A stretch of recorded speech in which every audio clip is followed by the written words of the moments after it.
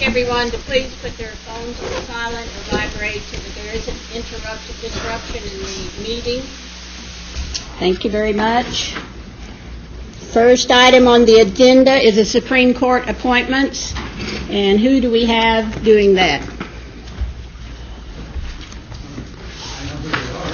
Okay.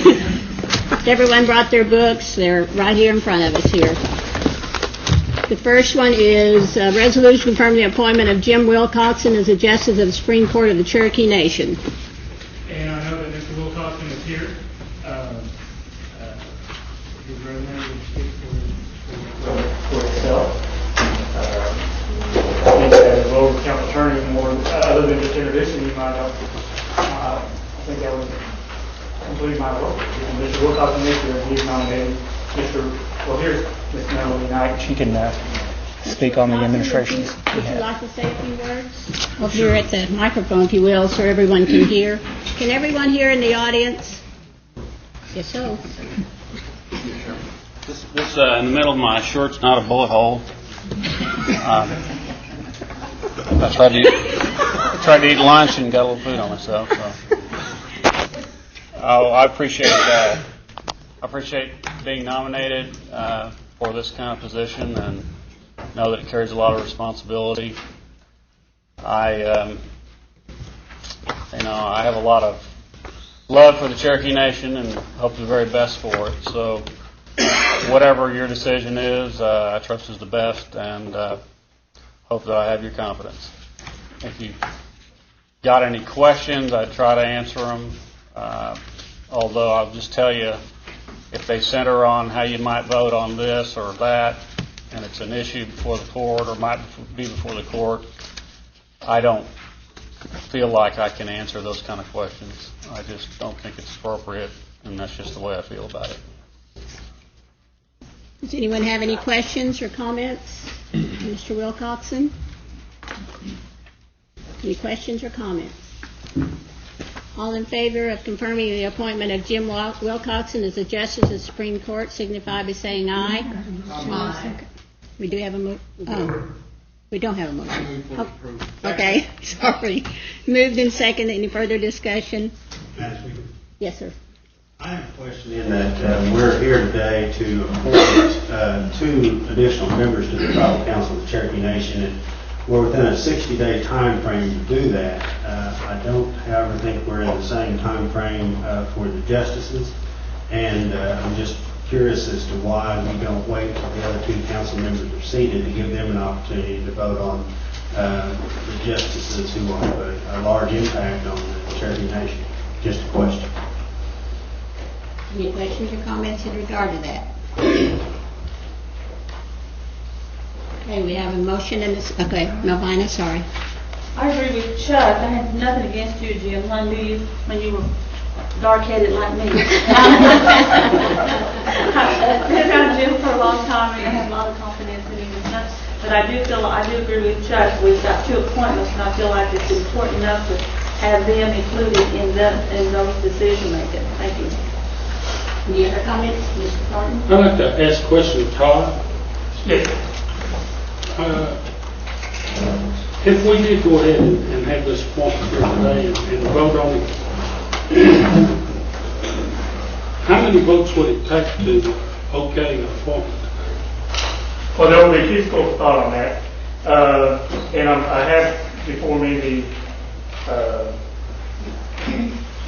formally judicial appeal tribunal decision in re the status and implementation of the 1999 Constitution. In that decision, it stated that the Constitution was in effect as of, well, quote, paragraph 9, the Constitution, the Cherokee Nation Constitution of 1999 became the organic law of the Cherokee Nation on July 26, 2003, pursuant to Article 18 of the Cherokee Nation Constitution. Under the auspices of the 1999 Constitution, the tribal council consists of 17 seats. A majority of 17 is 9. That is a school of thought. I have asked opinions of other learned lawyers. Ms. Hammonds is one, Mr. Alkeen is another, and have gotten other opinions. One opinion is that under Robert's Rules of Order, which the council is run by, if you have a quorum, which in this case a quorum of 17 would be 12. So if you have a quorum, it would be a majority of those present voting.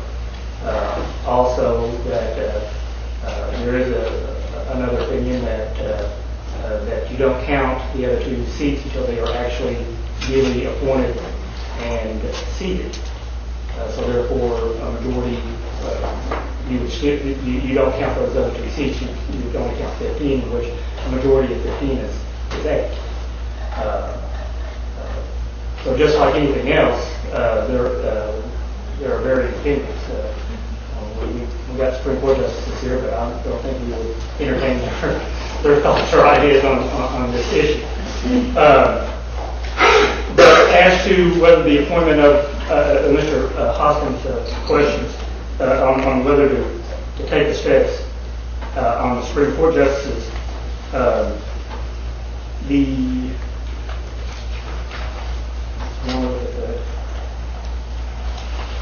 paragraph doesn't read it exactly. It sets out that the Supreme Court justices should be, the 2 new Supreme Court justices should be seated immediately.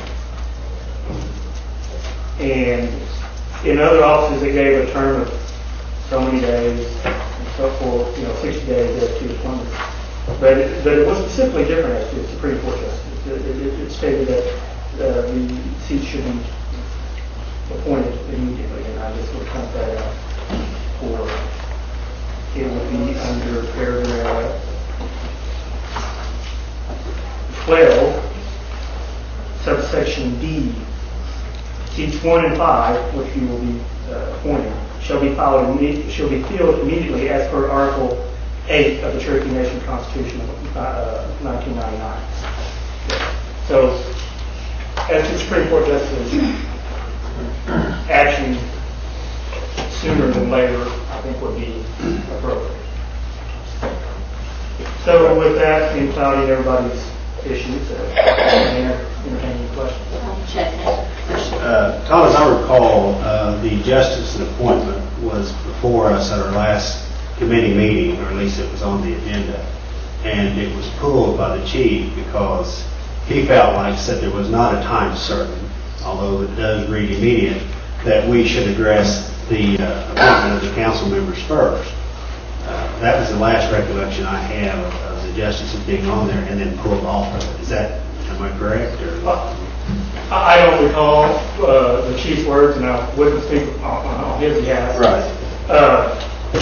So, and I don't know, I'm assuming this night to be able to speak as to why those appointments were pulled. What I'm saying is that I'm reading the order, and the order says immediate, and immediate meaning that as soon as practical. I understand. Melanie, can you help me out as to why they were pulled from the agenda? As I recall, we submitted them for a 29th special committee meeting along with the 29th special council meeting for confirmation. That council meeting was later canceled, and I think part of the reason for that was not necessarily that we didn't think the court hadn't said immediate. Of course, obviously they did, but it was that we couldn't get all the parties at the same meeting in order to consider this nomination. So that meeting was canceled, and we referred them instead to this committee meeting, knowing that there's a full council meeting on Monday, which would be shortly after the meeting, where they could be confirmed. Well, obviously, if we finish our job today and appoint 2 council members, when this comes up before us at council, it will then take 9 votes to be seated. Is that correct, Todd?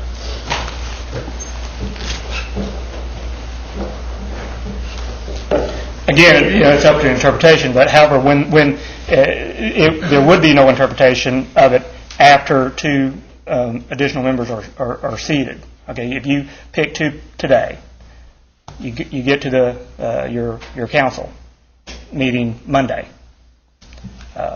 You have the first item on your agenda, or if you needed to amend the agenda, put that your first item. Confirm those 2 members. Okay. Then undoubtedly it takes 9 to be a majority at that point, because you could have a justice there ready to swear them in, and they can take the oath of office and assume their duties immediately.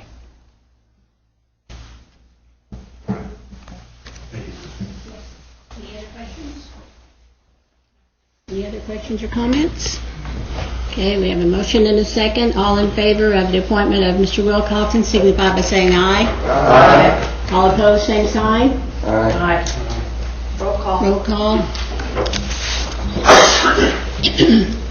Bill England? Yes. Bill John Baker? No. Audra Connor? Yes. Carol Watts? Yes. Joe Crittenden? No. Meredith Bradley? Yes. Don Garvin? Yes. Chuck Hoskin? Yes. Bill Johnson? Yes. John Keener? No. Jackie Bob Martin? Yes. Linda O'Leary? No. Melvin Shophouse? Yes. David Thornton? No. Phyllis Yarchin? Yes. 10, 5 minutes. 10 yes and 5 no, so you will be, where are you? You will be confirmed at the tribal council meeting, confirmed or non-confirmed at the tribal council meeting. And that is July 10. Well, thank you very much, and I hope your trust and confidence is well reposed. Thank you again. Thank you for coming. The second nomination is the appointment of Kyle Haskins as a justice of the Supreme Court. Mr. Haskins is here. Do I have a motion for, do you want to talk first, Melanie? Principal Chief's pleased to submit Mr. Haskins, Judge Haskins, for confirmation for the nation's Supreme Court. He's currently a justice in Tulsa County, has practiced in private practice, received his Juris Doctorate in 1988. Obviously, he's here and willing to answer any questions that you might have about his background or qualifications. Thank you. Do I have a motion for the appointment of Mr. Haskins? So moved. Do I have a second? Second. Moved and seconded. Any discussion? Any discussion or questions of Mr. Haskins since he's here? All in favor of confirming the appointment of Kyle Haskins signify by saying aye. Aye. All opposed, same sign. Aye. Roll call, please. Bill John Baker? No. Audra Connor? Yes. Carol Watts? Yes. Joe Crittenden? No. Meredith Bradley? Yes. Don Garvin? Yes. Chuck Hoskin? No. Bill Johnson? Yes. John Keener? No. Jackie Bob Martin? Yes. Linda O'Leary? No. Melvin Shophouse? No. David Thornton? No. Phyllis Yardy, Yes. Bill Angren. Yes. 8 yeas, 7 nays. 8 yes and 7 no. So, Mr. Haskin, would you like to say a few words? I'm very proud to be here. I'm a very proud citizen of the Cherokee Nation. My mother, what immediately comes to mind is how proud my mother would be of me. My mother was director of Indian education at Harvard for many years before she passed away. And I'll always remember, before I lost my mother to cancer, her saying, give something back to your people. And I am proud. I'm proud to be here, and I thank you very much. Do you have any questions? Anyone? Mr. Atkin, you do have a letter from the Oklahoma Bar Association, don't you, saying that it is all right to serve? The canons of judicial, that's an outstanding question. What I have done is I have prepared a notice to send to the State Bar Association letting them know if I get appointed. I have spoken to 2 Supreme Court justices, 1 former Supreme Court justice, asking whether I need the consent of our Oklahoma Supreme Court to serve. And the answer that I have received has been no. I spoke to Justice Boudreau, who's probably the smartest man I think I've ever known, who has retired, and asked him if I needed consent. There is some precedent. Justice Joe Taylor, who retired from the Court of Civil Appeals, served as a Supreme Court justice for the Choctaw Nation while he served as an appellate court justice. And I asked him, in his opinion, did he need consent, and he had also said no. I do intend to formally let them know of the appointment now that that's been made, and if in fact I am confirmed. It is my belief under the canons, as well as their belief, that I do not need consent. I've talked to all of the judges that I work for, not all of them, but I have talked to most of all the judges in Tulsa County. And as long as I keep my docket up, and as long as no conflicts are created, then they all support me. And we're very enthusiastic about the fact that I was even being considered. I thought that was very kind. Is it possible to get that in writing before the tribal council meeting? From our judges in Tulsa County? Yes. Oh, I'm sure I can, yes. Okay. Yeah. Any other comments, Mr.? Sorry, Kara. Thank you, Madam Chair. And just to clarify, because sometimes we appear to rush through these things, because there's maybe been a lot of questions asked of staff or whoever before, but Wilcoxon is till December 31st, 2010, and this appointment will be till December 31st, 2008, so that you can understand the length of those appointments, because I think that impacts sometimes how much will you go to. But I'm telling how nosy I am. I asked around the Tulsa courthouse about Mr. Haskins, and independent folks, both tribal citizens and non-tribal citizens, said that he was very even in his decisions and was well respected. So that's why he's gaining my support today. Thank you, Mr. Haskins. That's very kind. That's nice to hear. Any other comments? Thank you for coming. We appreciate it. Thank you. It's my pleasure. And the official appointment will be July 10 at the tribal council meeting.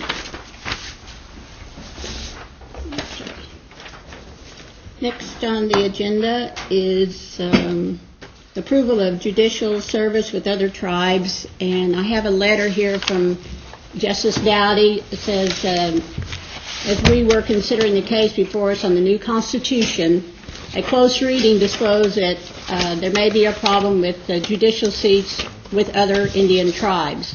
For the past several years, I've served on the district courts of the Kickapoos and Sackandfox tribes. I am elected to the Sackandfox bench and appointed to the Kickapoo tribe. I handle 2 dockets per month for the Kickapoo and 1 per month for the Sackandfox. Compensation is per docket and ranges from $350 to $500 per appearance. Mrs. Leeds is also here. She is another potential conflict, I guess you'd call it. And I would like to ask either of them or both or one of you to come up and explain your positions as you serve other on the benches of other tribes. Are you speaking for yourself or both, Stacy? Move to approve the variance. It's been moved to approve the variance, and we have a second. Any discussion? Ms. Cowan Watts? This is the first I've seen of it, so I'd just like to hear what has to be said. I think that needs to be documented. Thank you. Well, as you know from reading the Constitution, there's a potential conflict if you hold an office of profit trust in another tribe. And I right now serve on 3 other tribal courts besides the Cherokee Nation. I'm the Chief Justice of the Supreme Court of the Kickapoo Tribe. I'm on the Supreme Court for the Kaw Nation. And for about 6 years now, I've served as an alternate justice for the Turtle Mountain Chippewa Tribe in North Dakota. And the Chippewa Tribe, I hear cases about once a year when their other judges are conflicted out and they want to bring somebody in from outside to resolve some politically hot issues. So I travel occasionally to do that to North Dakota. Kickapoo Tribe I've been on for 4 years now, their Chief Justice, and there's 2 other justices that I've served with there. And that is about 1 or 2 cases generally before me in that court per year. And then the Kaw Nation, right now, we don't have any cases before us, but they're just as it presents. Yes. Thank you. So that means on the Kickapoo, both of you serve together? No, I'm the Chief Justice of the Appeals Court.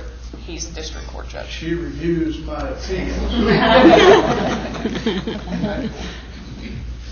Would that be, I'm sorry, but if you do have oversight of the appeals for his courts, then would that be a potential conflict there that would influence our courts potentially?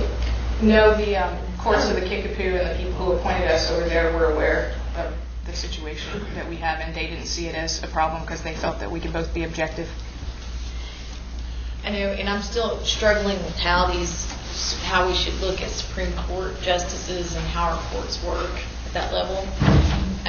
Because until this position, I didn't deal with this many lawyers. I'm just going to tell you that, or judges. So, and I appreciate that they didn't see any conflict of interest. But I'm just curious how it could potentially, at least be perceived, to impact our courts. I think if I were to see a case in the district courts there, or if there were a case down here where these 2 tribes were actually opponents in a civil matter, then I would certainly have to step out of the case. What I deal with are primarily juvenile cases, and it's always the children of the tribes up there. And I also do the criminal dockets for those 2 courts. I've been very sensitive to any kind of conflict, and I've never experienced any yet in those positions. But always trying to be cognizant that if anything should come along, like a Cherokee child perhaps might be living on those tribal lands, and if that were to happen, the potential that the child might be before the Cherokee courts, I think I would have to step out there. I have another district judge in both of those courts. In fact, there are 9 in the Sac and Fox court system, 9 district judges, but 7 of them have kind of disappeared or don't do anything, and so there really are only 2 of us. But I have another judge in each of my courts that can take up the cases if there's any sign of any conflict. I think that this provision that we're dealing with in the Constitution, it's under elections. And I think it deals more with using your position in one tribe to try to gain an advantage economically in negotiations or otherwise in another tribe. That's the way I read that provision. And I really don't know that it's applicable to judicial positions. But to the extent that you can come up with some scenario where we might be conflicted, I would tell you that we're going to be very sensitive to that, and we will step out if there's any possibility of conflict. Thank you very much. Mr. Hoskins? Todd, I'm aware of the provision in the Constitution that forbids holding dual offices in a tribe. What part of the Constitution specifically gives the council permission to cite that point, please? I would refer you to the 1999 Constitution, Article 9, Section 2, and I'll read it in its entirety. Excuse me, let me interrupt you. Since we are under, that this is the 99, the current Constitution. The current Constitution. I'm sorry, go ahead. Article 9, titled Elections. Section 2, no person shall have been convicted of a felony charge under the law of the United States or of any state, territory, or possession thereof, for a crime under the law of the Cherokee Nation that, if committed in some other jurisdiction, would be a felony, shall be eligible to hold any office or appointment of honor, profit, or trust within this nation, unless such person has received a pardon from the appropriate jurisdiction. Any person who holds any office of honor, profit, or trust in any other tribe or nation or American Indians, either elected or appointed, shall be ineligible to hold simultaneously any office of honor, profit, or trust of the Cherokee Nation unless approved by the council. So, in abundance of caution, the justices have, that although this article dealt with elections, it seems to indicate that it deals with elected position. There is a word in there, appointed office, and I believe appropriately under abundance of caution, the justices have came here for council's approval of their other judiciaries. And under that wording, without any additional words, then a simple majority of the council would be sufficient to allow someone to do this? Correct. Thank you, Madam Speaker. Yes. Any other questions, comments? Okay, we have a motion and a second to approve the variance.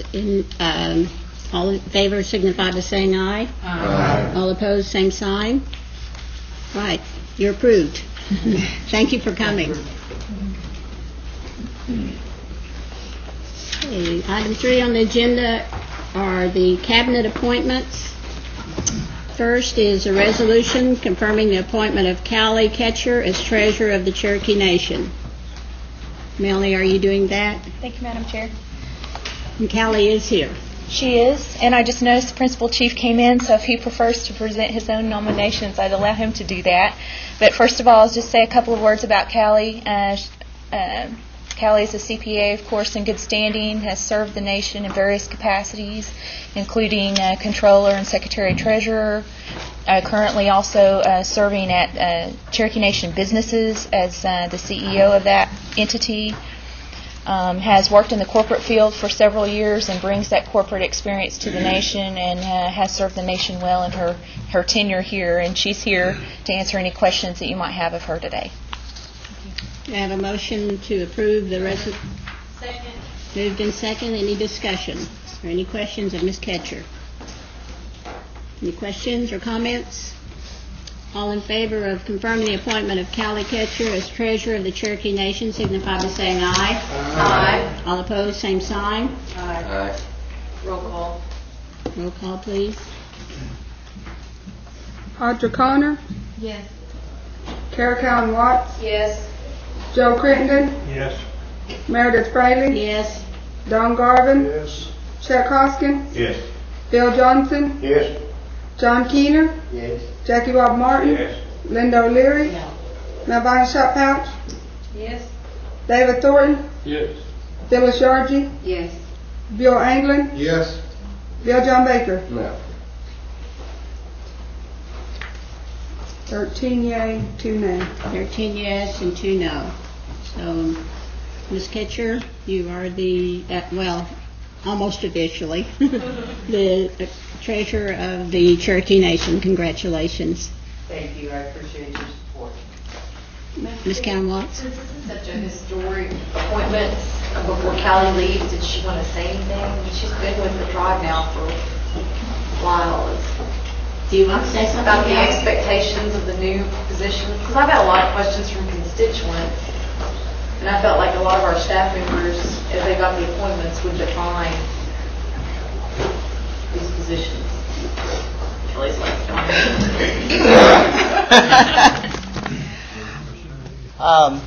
I have to admit that I was pleased to read that the new Constitution had been declared as the law of the nation, and it didn't occur to me for a couple of weeks that I was a woman without a position at Cherokee Nation proper, because I had been serving the dual role at CNB, but also wearing the Secretary-Treasurer hat for the nation.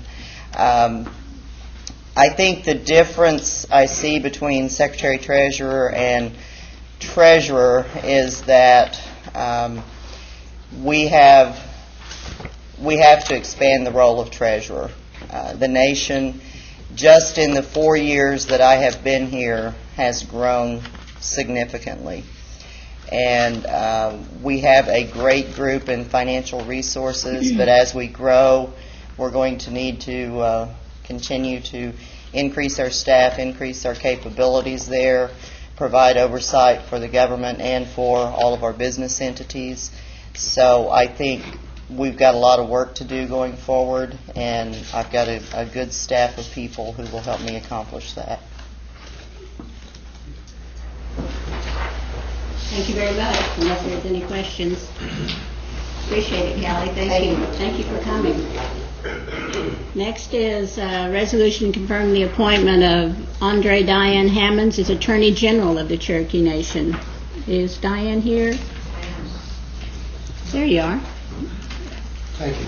Yes, Chief Smith, did you want to comment? I do. I just want to greet the council. Oh.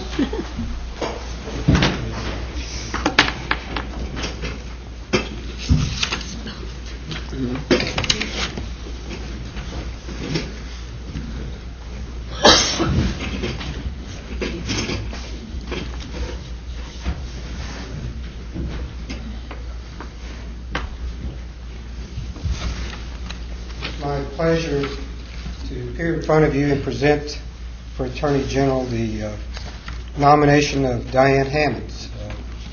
You know her. She's appeared in front of you. She's been forthright and had the interest of the Cherokee people at heart, and has shown the integrity that we believe of our officers. So I think each of you are familiar with her, and so I'm not sure that there's much more that I can say than ask for your consideration for her appointment. Thank you. Thank you. Madam Chair. Yes. Chief, are you anticipating her being Attorney General and General Counsel? No. Or Head of Law and Justice, or any of that? Well, as I saw the old Constitution, is that the lawyer for the entire Cherokee Nation, the head lawyer, was the General Counsel. I think the wording of the General Counsel in the old Constitution was a bit misleading. It wasn't the lawyer for the executive branch, it was a lawyer for the entire Cherokee Nation. By statute, we created an Attorney General, a subordinate position, and generally within the statute it concentrated on criminal duties. With the new Constitution, I see the Attorney General as being the top lawyer for the entire tribe and having both civil and criminal responsibilities. Okay. Do I have a motion to confirm the appointment of Ms. Hammonds? So moved, Madam Chair. Do I have a second? Second. Moved and seconded. Any further discussion? Madam Chair. Yes, Mr. Hoskins? And Chief, I apologize, but I take your response to be that she will act in a capacity over all of our legal department and serve as the head attorney for the Cherokee Nation. That's correct. So there will not be another general counsel. That's correct. I'm sorry I was not clear. That's okay. I mean, I took that too. I answered it like most lawyers do. I have a question for Diane. Yes, sir. Diane, would you describe very briefly what you see as the role of this position? Thank you. This position is one of great responsibility. It is the lead attorney position for the nation. As you know from my resume, I've served as an assistant attorney general in the state of Oklahoma. I served under 3 attorney generals there. The attorney general is responsible for representing the nation in all civil suits, for being over the prosecution of all crimes within the nation, for providing legal guidance and support to the departments within the nation, to the entities when that's appropriate, when requested. It's a very great responsibility. That's all the question I have for you, and I certainly do not question your credentials, and I think you do a fine job. However, I'm very honored to have served in this capacity for 11 years, and over that time, I've seen where conflicts could, or at least the appearance of those could, between the executive branch, the legislative branch, the general counsel, and I see it as a better fit for the Cherokee people to have this divided into two areas. I understand the reasoning behind doing one, but again, having experienced 11 years, I would much rather see this divided up into two positions. And if it is going to be one, if I don't support your appointment, it's not because I don't feel like you are capable of doing this. Thank you very much. Thank you, I appreciate that. Ms. Cowan-Watts? I've been struggling with this and thinking about, how this should be set up, regardless of what just as a 1 of 15 on this body or what the chief thinks. And I guess there's a lot of discussion that still needs to take place in general concerning the whole Constitution, and we're still all going to learn a lot and have to make a lot of decisions. But I don't know why we can't place Ms. Hammonds in the Attorney General position and discuss the rest later. Because I don't see anyone else that can fulfill this position at this time. So I'm struggling with why we are hesitating in implementing the Constitution and going forward and working out some of these other issues after the fact, when we've got qualified people to be put into positions now and keep moving. Because there's always going to be changes. This is a brand new Constitution. It's almost in entirety in a lot of ways. So I just want to voice that concern. Thank you. Madam Speaker. Yes, Ms. Hammonds. I appreciate your kind remarks and the confidence both of you have just remarked upon. The general counsel position under the old Constitution was, although it was the only lawyer position and was the top lawyer for the tribe, and when the tribe was smaller, soon to be Justice Wilcoxon could probably explain what his role was several years ago in providing representation, and that's when the council didn't have its own lawyer. And we have grown immensely. But under the old Constitution, the general counsel was in the chief's cabinet, and that's what that position was. And then, as the chief explained, we had the statutory position of Attorney General created later. Under the new Constitution, and I served on the convention, and several people here did, we believed that it was time in the nation's development to have the separate office of Attorney General, more akin to what the states have and what the United States has. There's no prohibition that the chief could not create a cabinet position if he chose to do so for another lawyer in the executive, or it wouldn't even have to be a cabinet position, but he could. There's a provision in the Constitution that additional cabinet positions can be created in addition to Secretary of State, Secretary of Natural Resources, and Treasurer, and then this body would approve those. The chief, as we all know, is an attorney himself, so he may or may not feel the need to do that at this time or to ever do it. Later chiefs may very well do that, but that briefly, I think, gives you my enlightenment to the extent I have any on the separate roles and the duties of each. I'd be happy to answer any further questions. Ms. Leary? Yes, and Diane, I don't mean to be the abrasive one here, but I'm the one that calls the shots like I see it, and instead of firing things up. And I do want to thank you for your service and your credentials. And I think on most things you've done a fine job. However, it concerns me, perplexes me, that I don't think in my period of time here on the council that there's not been an opportunity that arises that maybe you have disagreed with the chief. And what I think this council needs to look at is an independent attorney general that, in other words, and I'm going to say it, we don't need the Fox Garden hen house. We need an independent attorney general. I don't know if you would be that or could be that. In all due respect to you, I just don't see that. And the other part of it is, in order not to hurt people's feelings and we cast a vote, that's beside the point. What we have to look at is for what's in the best interest of our people. as I've said time and time again. And with that being said, I at this time cannot support you, but I wanted you to understand that I do have a level of respect for you. I just think that there needs to be an independent person in that position, as I have always thought, as I have introduced Attorney General legislation that's been voted down, and we have a case before the courts. And so with that being said, I just wanted to tell you and explain to you my position. Well, thank you for your candor, and if I may, the chief and I certainly have not always agreed. We may very well disagree more than we agree. I don't know, but we don't display it.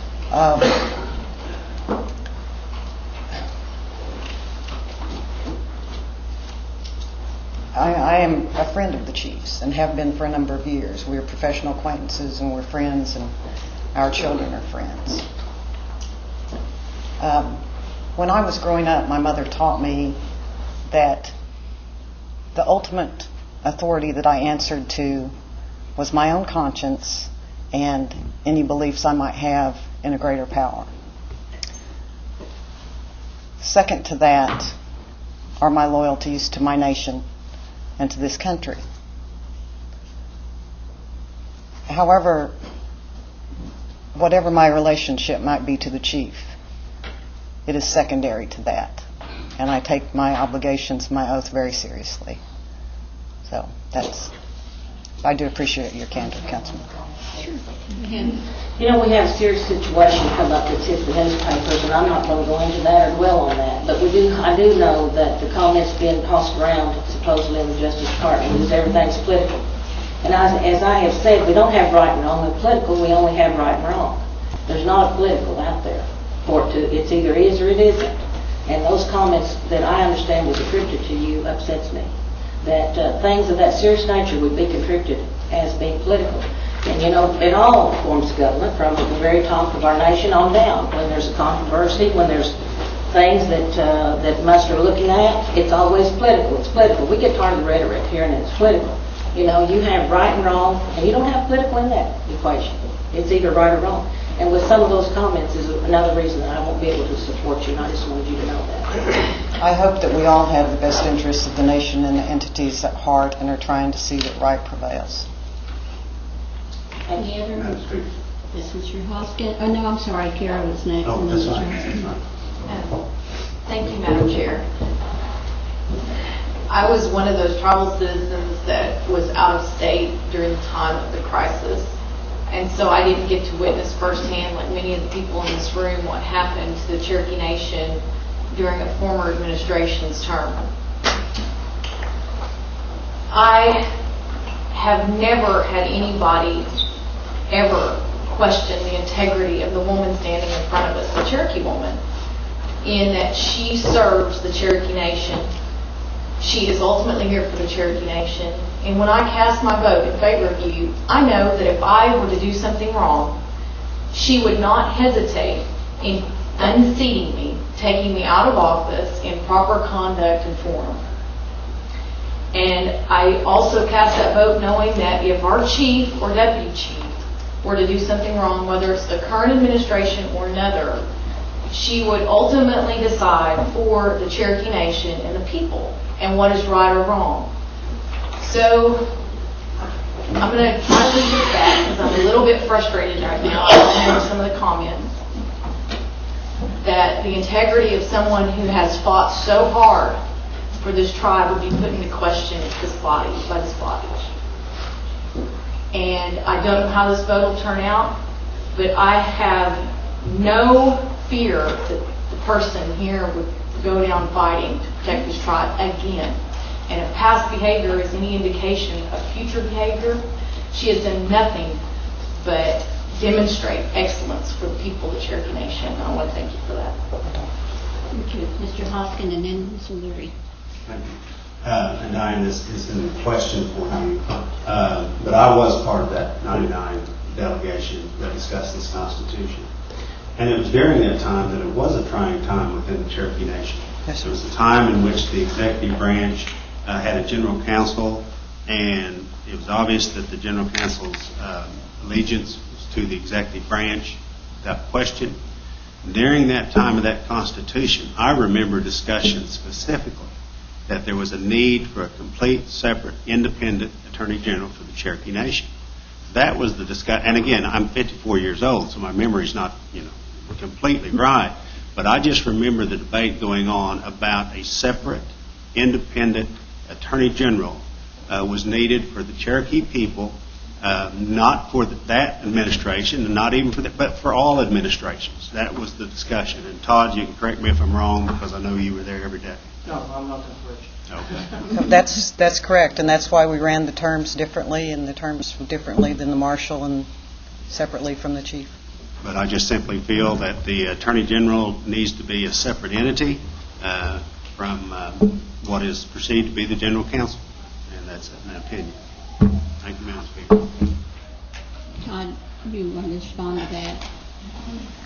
Just to interject, in what we've talked about, the role of the officers, et cetera, for the edification of the council, I would just want to read the portion of the Constitution that we're talking about. And I was a member of the Cherokee Constitution Convention and remember the debate on this.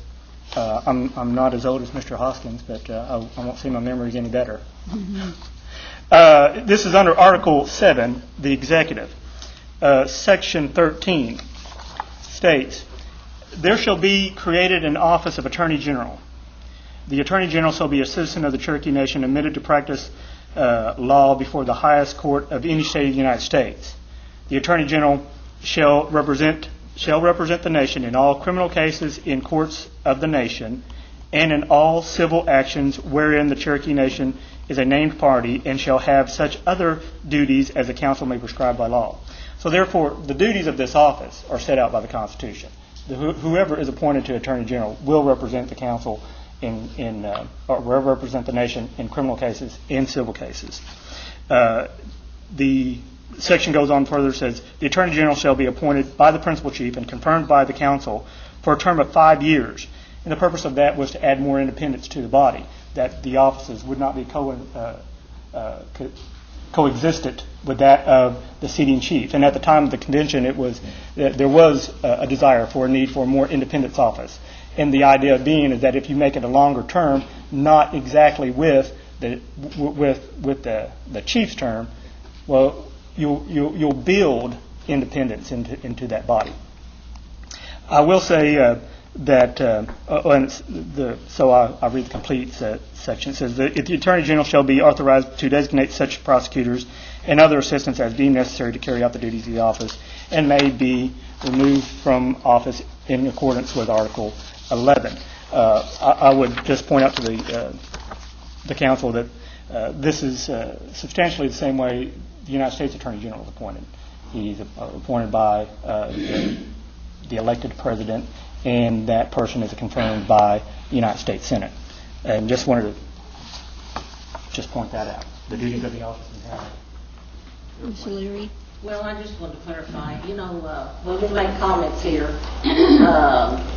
that's one of our jobs, is to find out what people's about before we make these appointments to very important positions within our nation. And our first allegiance is to our people and their assets. Now, if the comments made or the questions asked on this council and it affects someone else's feelings, so be it. Because our first allegiance and our oath is to our Cherokee people and, as I said, the nation. So a lot of these questions need to be asked. There's probably a whole lot more that needs to be asked, and I'm sure they will at full council. But with that being said, this council shouldn't walk on eggshells and be a rubber stamper for any individual that's nominated here. We need to find out what they're about, what's going on, and look for the best interests of the nation. That's all I have to say. Thank you. Mr. Thornton? Ms. Haynes? Sir. In the past, anything that I always brought to you, you was always up front, and primarily I've never had you tell me the stories. Thank you. But sometimes I may not like your answers, but I didn't. But do I have this right? You don't only wear the Attorney General hat, you'll be wearing other hats. Just the Attorney General. Just the Attorney General, nothing else. That's correct. Okay, thank you. Thank you. Thank you for your remarks. Ms. O'Leary? Ms. Hammond, I'm sorry. At our last meeting, we were discussing nepotism. Yes. And I have a case before the court, judicial court. At that time, you said you didn't know, wasn't aware of a case before the court.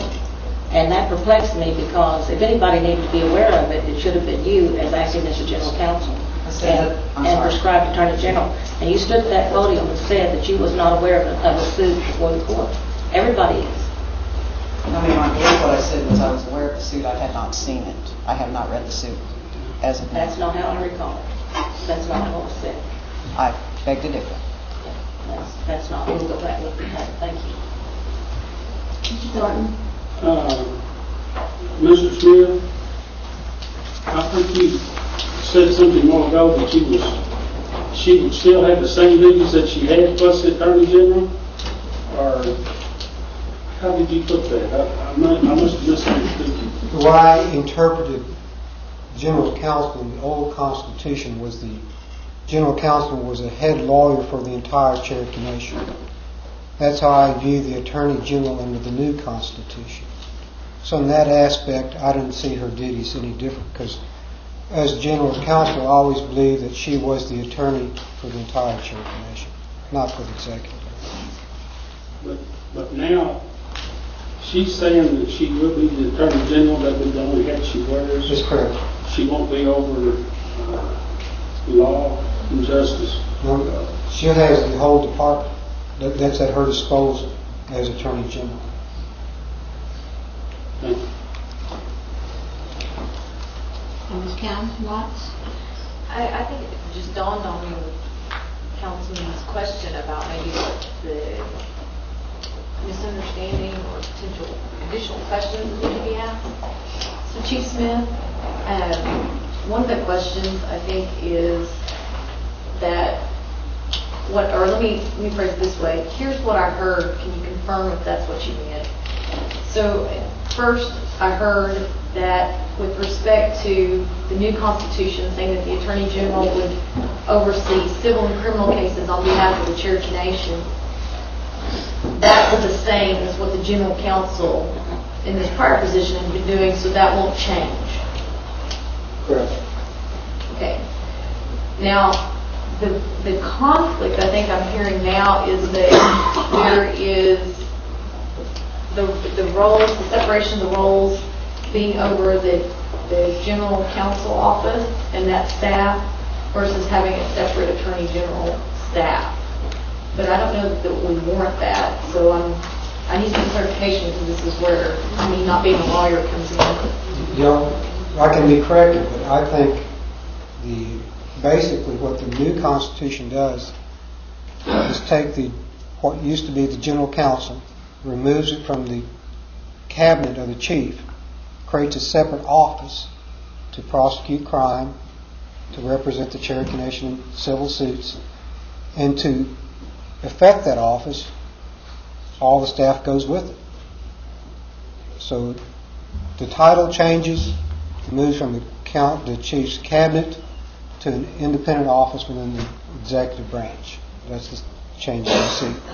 And so to fulfill those duties as a constitutional Attorney General, she would need the current staff that she has. Yeah. Chief, clarification. How about the lawyers that are doing contracts and the day-to-day operations of the executive branch?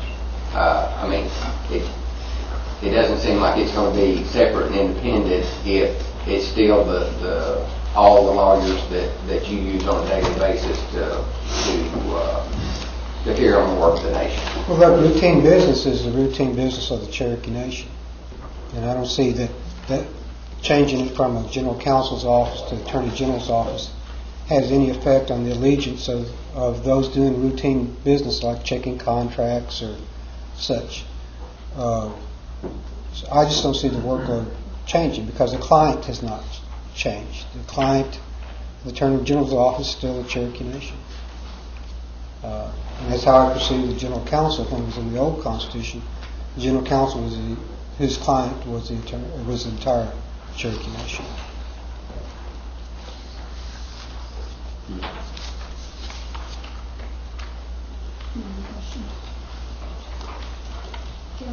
Crittenden? Thank you, Madam Speaker. I guess I'm kind of like everybody else, Diane. I mean, it seems to me that instead of general counsel, now we've got attorney general, and you've got the same staff. I personally would like to see you somewhat removed, possibly even in a different wing with your own office. Not the same right now. And taking with you any of your current staff that you choose to take and filling any other vacancies with possibly some new people. You may. Todd? Well, in that regard. Space?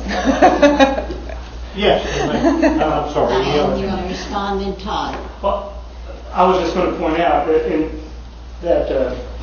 that's the way it is done in the United States government. In the fall, what you just said, you take your own people or the people that you want. The Constitution under Section 13 authorizes the attorney, states the Attorney General shall be authorized to designate such prosecutors and other assistants as deemed necessary to carry out the duties of the office. And we know the duties of the office is to represent the Cherokee Nation in criminal cases and in civil action where the Cherokee Nation is the main party. So it is specific upon whoever holds that office that they choose their assistants.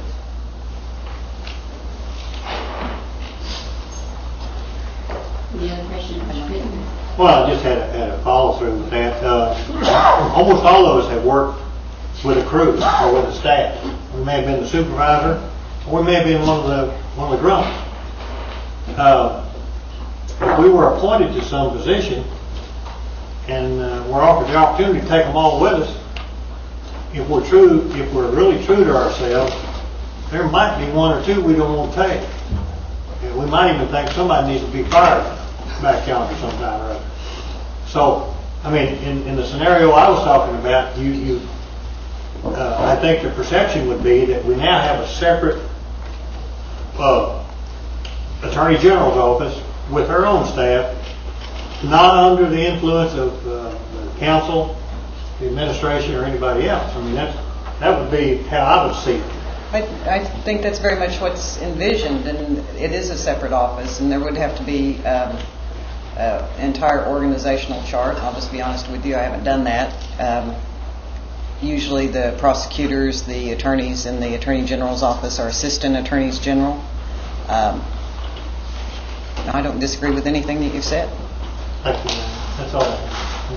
Any other? Ms. Callan Watts? Thank you, Mr. Ambrose. Yes. When you read that, did it not say at the very end that the council would prescribe the duties of the Attorney General? Additional duties? And shall have such other duties as the council may prescribe by law. So, the way it reads is, here's the constitutional duties. The Attorney General shall be a citizen, etc. The Attorney General shall represent the nation in all criminal cases in the courts of the nation and in all civil actions where the Cherokee Nation is named as a party, and shall have such other duties as the council may prescribe by law. So we have the additional opportunity of continuing to work with the chief to prescribe. Sure, you can pass laws, but you can't take away from the duties that are specifically prescribed to this person. And those duties are criminal representation, civil representation. And if you want to heap more on that person, you more than willing can. That's normal for the tribe. I assume we will. Any other questions or comments? Any other questions, comments? Okay. We have a motion and a second. All in favor of confirming the appointment of Andre Diane Hammonds as Attorney General of the Cherokee Nation signify by saying aye. Aye. All opposed, same sign. Aye. Roll call. Roll call, please. Kara Cowan Watts, Yes. Joe Crittenden, Yes. Meredith Braley, Yes. Don Garvin, Yes. Chuck Hoskins, No. Bill Johnson, Yes. John Keener, Yes. Jackie Bob Martin, Yes. Linda O'Leary, No. Melanie Shophouse, No. David Thornton, Yes. Phyllis Yargy, Yes. Bill Anglin, Yes. Bill John Baker, Yes. Audra Connor. Yes. 12 yes and 3 no. 12 yes and 3 no. So you will be confirmed at Tribal Council July 10. Thank you for coming. Next is resolution confirming the appointment of Sharon Wright as the Marshal of the Cherokee Nation. Is Sharon here? There you are. Chief Smith, are you going to Thank you. I'd like to present Sharon Wright as the nomination for the Marshal. Much of the same constitutional history applies to the Marshal's office as was the Attorney General. And I think Mr. Hoskins, I too, was a delegate at that convention, and there was an effort to create a broader span of tenure for the Attorney General and the Marshal to create greater continuity and checks and balances, I guess. I present Sharon Wright. She's been an outstanding leader in our law enforcement. She's helped reestablish the Cherokee Nation Marshal Service to one of the premier law enforcement agencies in the state. Every place we go, their reputation is high, well-trained, very capable, and the local law enforcement agencies that we deal with are very appreciative of the Cherokee Nation's contribution to the safety and health of the community through the work of the Marshal Service. So I ask for your consideration for Sharon Wright as Marshal of the Cherokee Nation under our 1999 Constitution. Thank you. Do I have a motion to confirm the appointment of Ms. Wright? Second. Moved and seconded. Any discussion? Any discussion? Yes, Ms. Yargy. I'm sorry? Can we ask her to come forward? Yes, Ms. Wright, if you please come forward.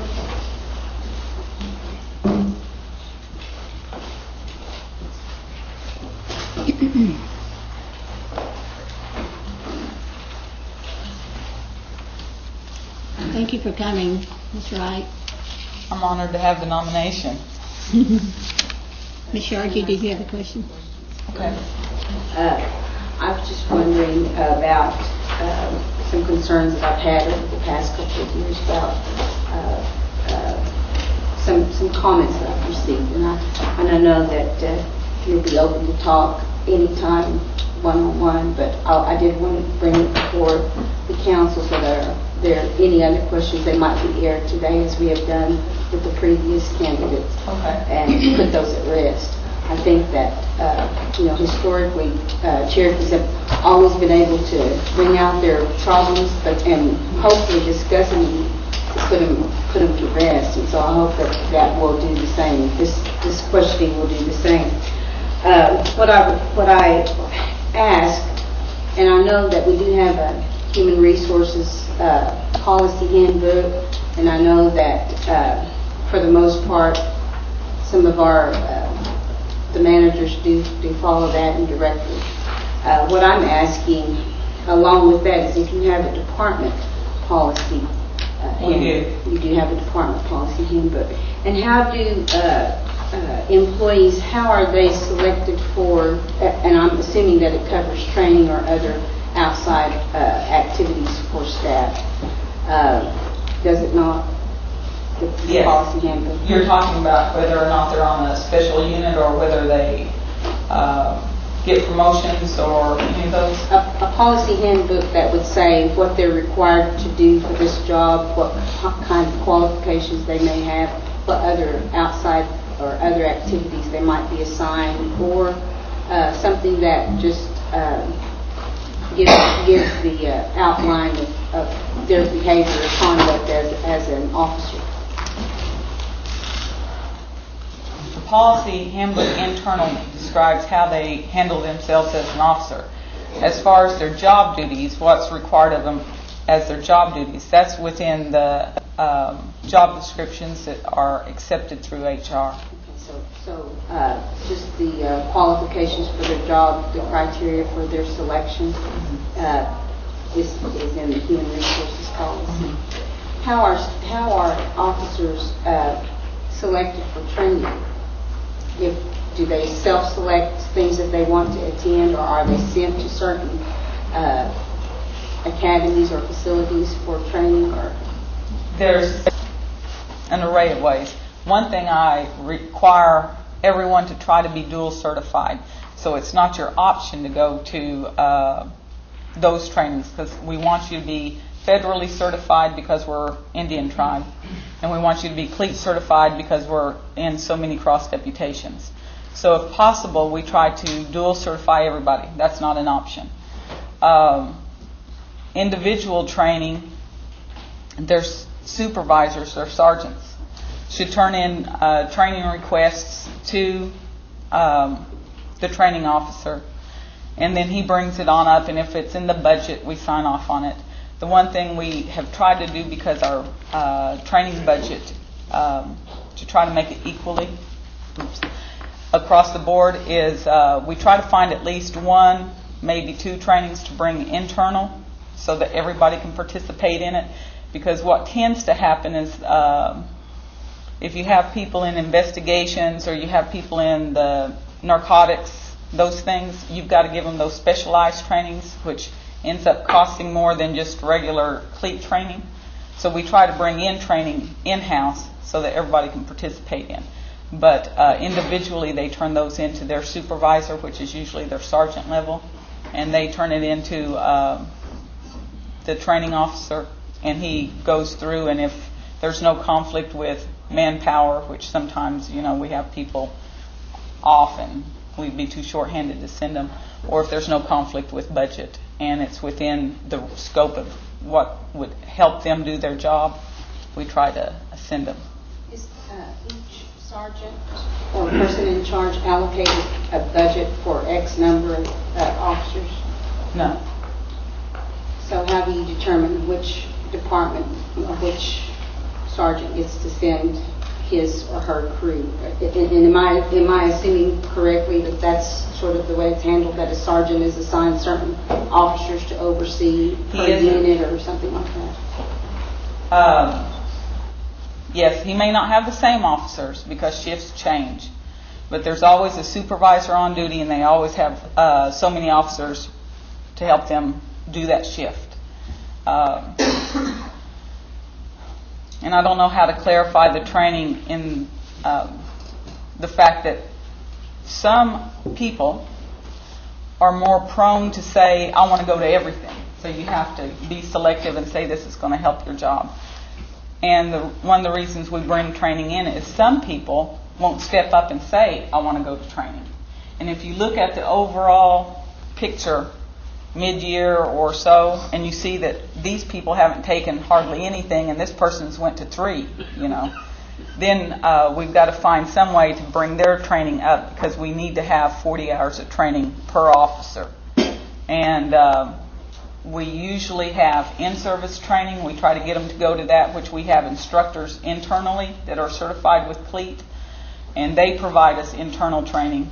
We sign people up internally to go to those, but they're required to get 40 hours a year, so we look at who's went. That's what the training officer is supposed to do, is say, okay, I've got this guy and he's went to 3 or 4. He's signed up for everything there is, so we let him go 3 or 4 times. This guy hasn't signed up for anything, so we've got to get him in some classes, and then we start searching to make sure he gets his hours in.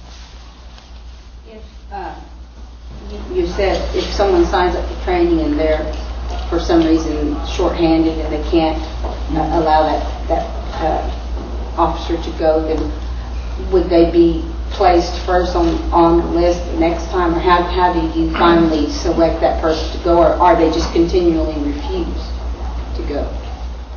I don't know of anyone that's continually refused. Like I said, they have a 40-hour that they have to have, so they've got to go to training. Do we sometimes turn them down because some people always want to go to the fun schools like out in Florida or San Diego for NTOA? Yeah, we do, because we try to keep it closer to home for budget reasons. There are some that have taken like NTOA, which is National Officers Tactical Association. If they've been on that team, on the SOT team, well, they're going to go. But if they've not made the training days and not kept up with those things, then they won't be put on that list next year. And it's a once a year type training. Do you evaluate your officers just according to the human resources policy, or is there an additional evaluation tool that you use? We go through the same method that every other program does. There's 5 objectives that are on there based on what their job duties and things are. And they are evaluated by their supervisors, and the next level up reviews that to make sure it's a fair evaluation. So is there any physical evaluation? There is a physical evaluation twice a year, and that's part of their job description. So they have to maintain that, and internally we have the same policy as DIA. So if you fail to meet your physical criteria 3 times in a row, then you have failed to meet your job description.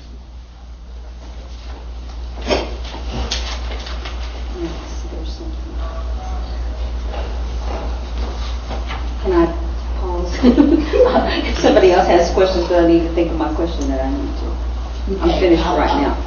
I'll open up and then you move on to you. Any other questions for Ms. Wright? Yes. Madam Chair, actually, Todd, I know it tells us here in the legislation that we're looking at that this is a 5-year appointment.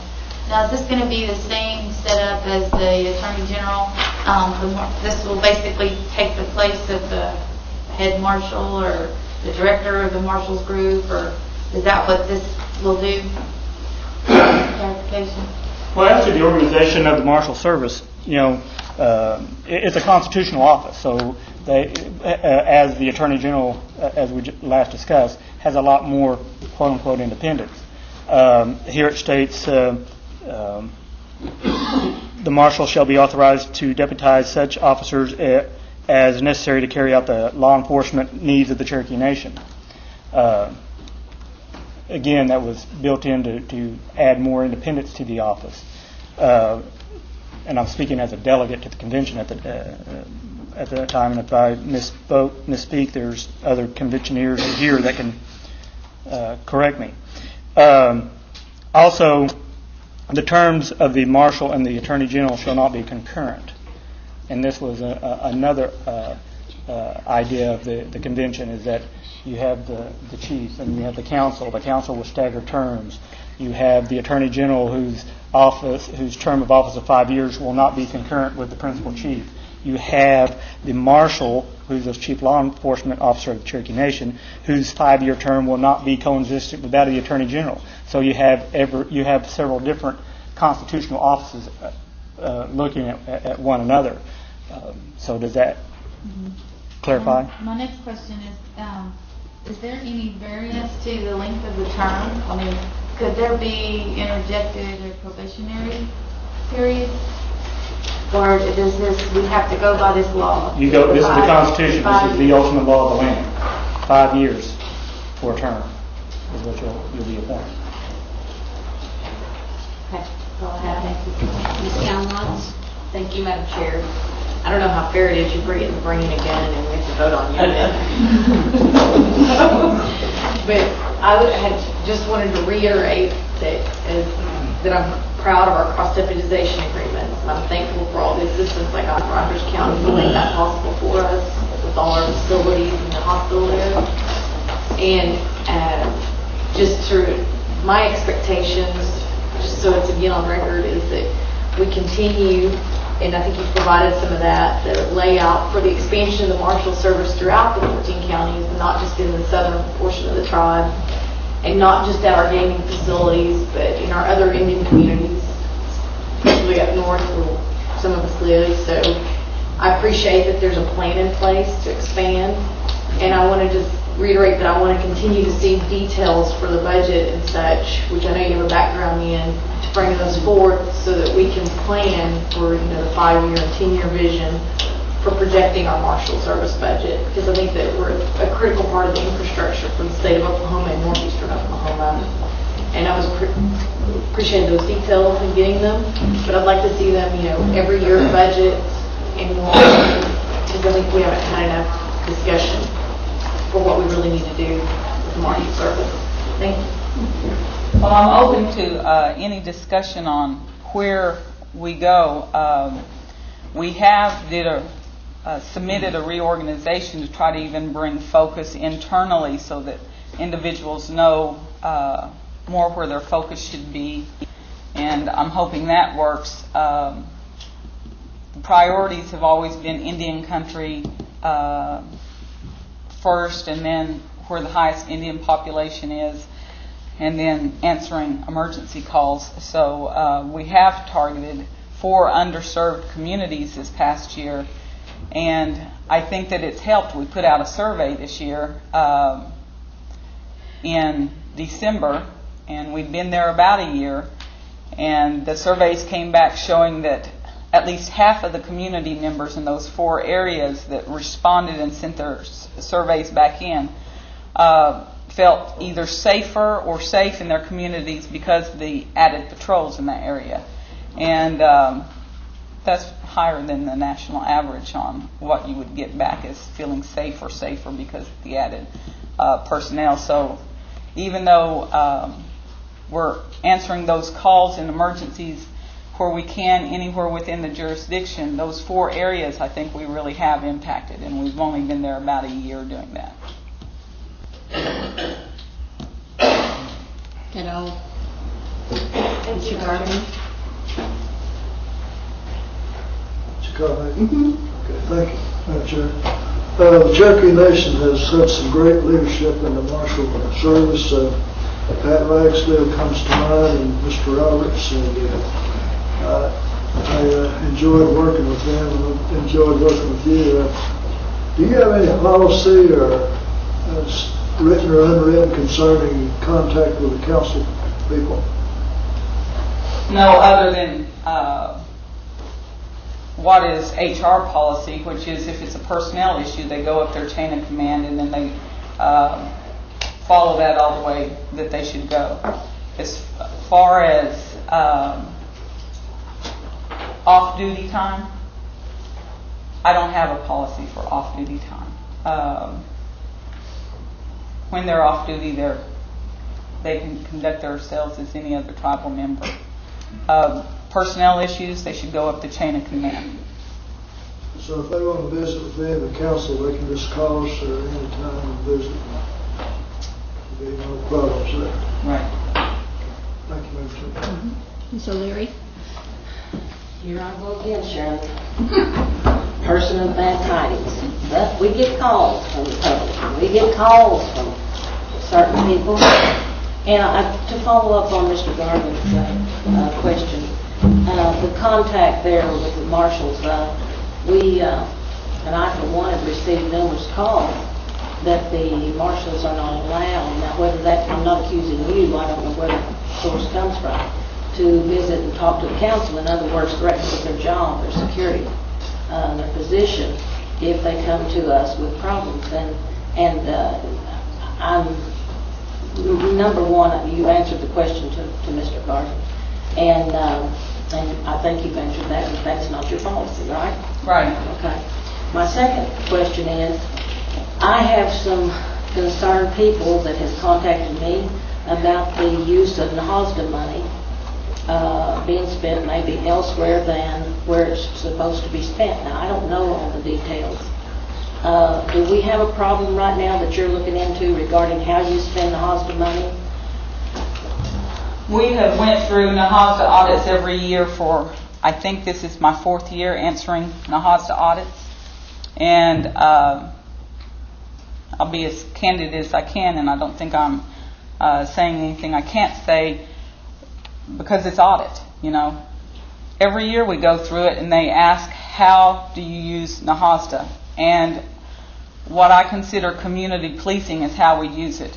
If we did not have NAHASDA, we would be a reactive agency. We wouldn't have the ability to have the number of people we have. So we would answer emergency calls.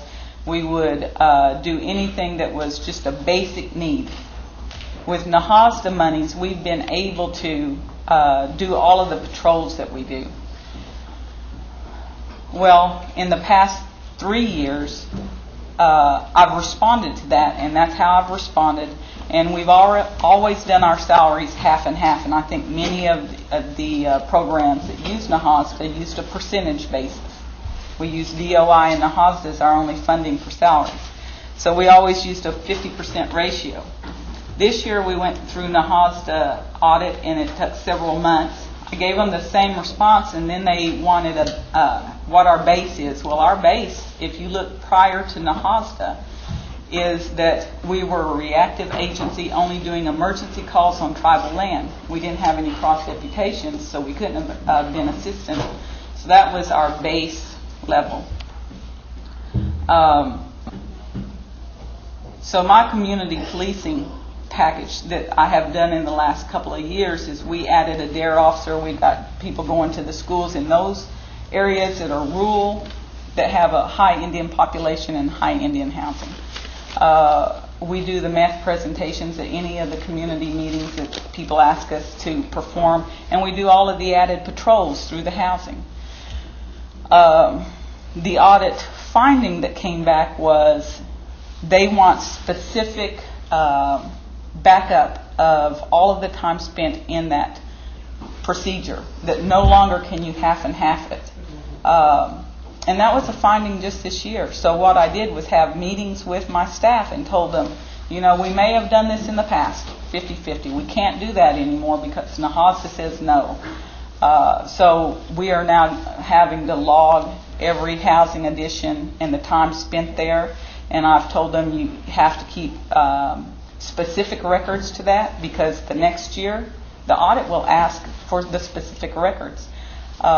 So we've changed what we've done. Have I misspent it? I don't believe I have. In the 3 years prior, they've accepted the way we've done things. This year, it's been a very hard audit, and my program wasn't the only one involved, but the finding was to bring up that detail and to keep it accurate. And whether or not they accept our last information given to them, I don't think they've responded yet, right?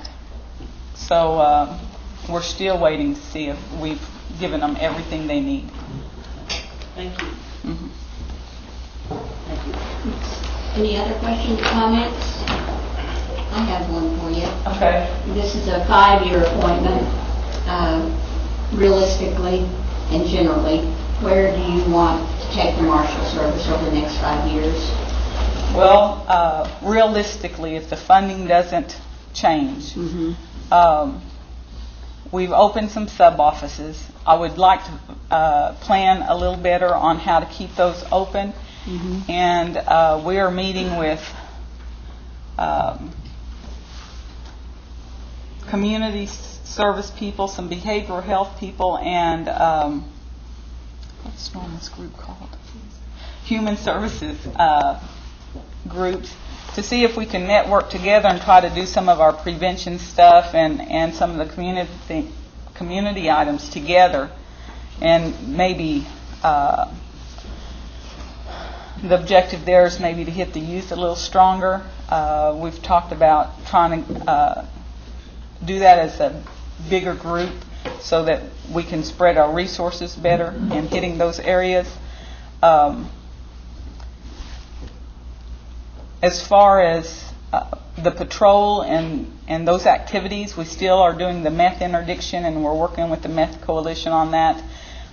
Meth has changed a little bit. We don't have as much lab activity, but we still have a lot of addiction activity and distribution.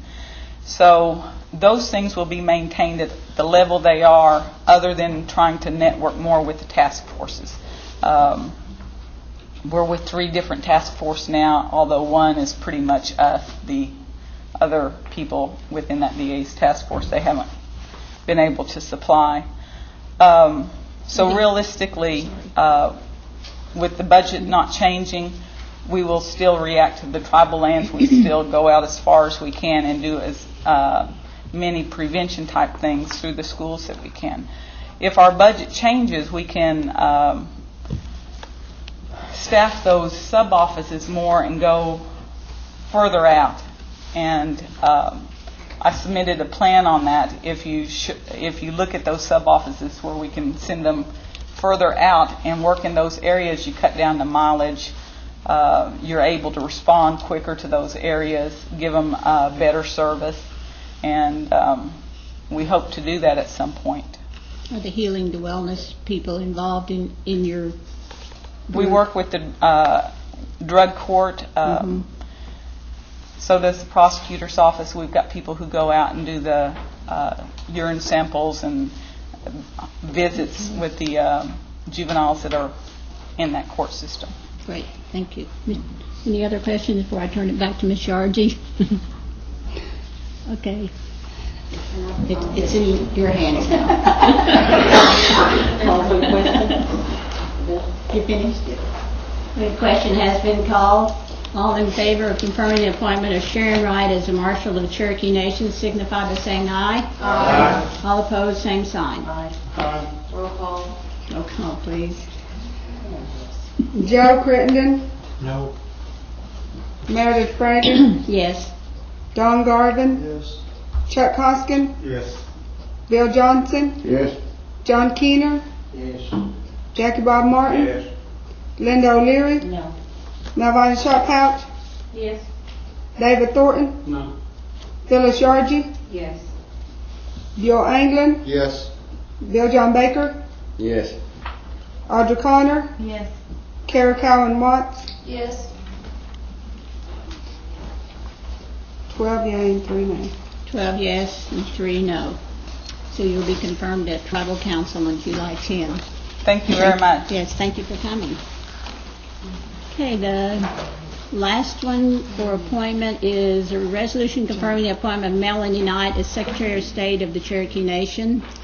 Let me advise the council this, we just submitted this, I think today, or yesterday. Moved and seconded, now discuss. I'm sorry. I stand corrected. I made a motion. Bill John made a second. Well, maybe I don't need to make an apology for getting it in like that. But I do apologize, personally apologize to the council for bringing it in late. We've had discussions over some period of time as to what the role was Secretary of State and who could best do the constitutional duties.